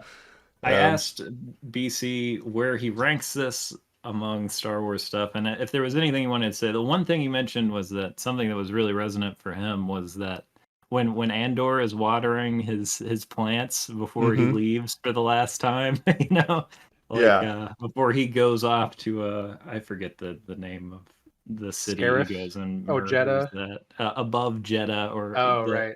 at the beginning. But Or anyway, the beginning of Rogue One. Yeah. there are a lot of great little moments like that. Yeah, We've seen the a water classic plant. Andor move where he kills that guy. Yeah. I where can't he get out of first here. introduces his cold-hearted or pragmatism. Yeah. But he said, this is right below the original trilogy, right above Rogue One. Yeah. This is probably, if it weren't for the nostalgia and the pioneering of the original trilogy, this would, without a doubt, be my favorite Star Wars anything. Yes. Again, I think it's the strongest writing. I mean, there's a budget difference, even though this has a big budget for a TV show, probably it can't really compare to like a movie's budget. So even in Rogue One, you can tell, like, obviously that had a movie budget compared to Andor's budget. The cinematography does feel clumsier a lot of the time, and there's a lot of cutting that's like, they were working with what they had, whereas like everything in Andor is so beautiful, like purposeful. And, like, purposeful. Yeah. Yep. I love Andor's Yavin house. I'd love to live there on Yavin. Seems like a nice place to live. Yeah, they have their little like capsule that they decked out. He seems like he's pretty handy. Had some time to build some shelves. Yeah, it's very cool. I love that I just for want him. him to live happily ever after with Bix, but obviously that's not how it was meant to be. He lives happily ever after in hell. Yeah, where he deserves to be after all the murdering. Yeah, he's there with Luthen. Yeah. Imagine if we got a Lord of the Rings like Gandalf and Frodo, but it was Luthen welcoming Andor to hell. Cassian, Lonnie. Yeah, he's there with Luthen and Saw Gerrera and all the people that did bad things for a good reason. It's in a hot tub. Yeah. Yeah. They're all having a great time, and they're really affectionate people suddenly. Yeah. Yep. We got the job done, kid. Yeah. Man, what a show! Time to party. They all show up as Force ghosts in Return of the Jedi. Yeah. Heck yeah. They're at the in a Ewok couple party. years, we're gonna get the Cassian Andor Jr. spin-off show of Bix's child. That was my gut reaction to that final scene. Was just like, oh man, like I'm so happy when Luthen died. Right. Yeah. Because it's a great ending for that character, and I don't ever want to see him again. I don't want anyone else. I don't want their hands on Luthen. Right. And I have one pitch that I think I would be okay with, is that I think they could make a video game, a Cassian Andor video game set, because there's this whole season takes place over 4 years. Mm-hmm. So there's whole years where he's just off doing rebel missions and stuff, that I think you could make a cool video game with Andor where he's just doing a mission in between, like, some of these episodes before he's going on, this last mission, that I think would make an interesting video game. But that's kind of like the only thing I would want, is like a spin-off from Andor. Yeah, I could deal with that. Yeah, that could be all right. Yeah. I would like to do the Diego Luna, the Narkina voice 5 of- mission, though. I want to be assembling TIE fighter parts. Kino Loy. Man, yeah, that's another great thing, that we don't get anything like Kino Loy doesn't show up again, or there are just so many things that would have happened in another property where it's like, nope. Yeah. Yeah, like I not how it definitely. works. Yeah, I don't need to see Clea like working at a computer station during the Hoth battle. Like, Yeah. don't do any of that. I do like to think that, in that last scene of A New Hope, when Luke and Han are getting their medals, that like Vel and Clea are like in that crowd, like applauding, and they're just there with the rebels. That's in my head canon. Good job. Yeah, put it in my head canon. Somebody said there's like the last ones to leave on Hoth and Leia. So we got to get out of here. They're like, all right, we'll leave in a little bit. There's somebody in like the background. They're like, we're just saying that that's Cleo. You never see her face. We're like, that's her. Like, okay. Yeah, Wilman's there, Vel's there, all the people his that Gorman girlfriend die. Yeah. Yeah. But yeah, like Adam said, they don't tie that stuff up, and they don't need to, and that's great. Yeah. And I hope they don't do Andor Jr., obviously, but I do. The point to me is obviously like a sunrise that he won't see, but his son got to see it. And that's enough. That's enough. If anything, they can do some like extended universe novels about Andor Jr. or something. That I won't read. They will. I don't know that they should, but they will. Right. They will. Semi-canon. Yep. Yeah. But Andor, what a show. What a miracle that all these forces came together to make it happen. Yeah. Absolute miracle. Glad it's here. Yeah. Won't exist again. Like never. In a million years, I don't think we'll ever get something like this. Maybe some things could be at this level, but I just think the confluence of events that occurred to make this happen just seems so unlikely to happen again in years. But from a we'll see. Giga corporation on top of that, right? Yeah. I will say to Colin one more time, you better watch this, because where things are trending, it might become banned media soon. Who knows? So watch it while you can. Yeah. Yeah, Colin needs to watch the show. I don't know why he refuses again, but it's maybe been hyped up so much that he doesn't want to watch it now. I can relate to that for sure. Yeah. I usually let things that are really hyped burn for a long time before I come around to them. Yeah. I just hope, the fun of it isn't ruined by it having been spoiled and circulated. No, if he listens to this episode, he's going to have everything spoiled, but he'll probably forget it all if he ever decides to watch it in 2 years or something. Yeah. We'll also do a 10-year. If we're all alive in 10 years, we should bring it back. Yeah. I know our friend Joe, former host of this podcast, I believe he watched season 1, and he said in our group chat that he thought it was overrated. So again, I say you're wrong. No. Yeah. One of his worst takes, but that's fine, if that's what you want to, if that's the way you want to be, but not to be an Andor glazer, but an Andor Pandora. So yeah. Yeah. I think I'm an Andor Pandora for life. But it also aligns with my specific cathartic needs. Even if I think it is inspirational, it is also cathartic to watch. It is. Watch people blowing away. That's the cynical thing. To see the bad guys lose. Is that catharsis stopping you from doing something in real life? Not that I'm advocating for armed rebellion, but I was gonna go help extract a senator, but right. then I saw the show and didn't need to. I was gonna steal the entire Imperial payroll. But I do want to go back and watch season 1 because I didn't watch it recently.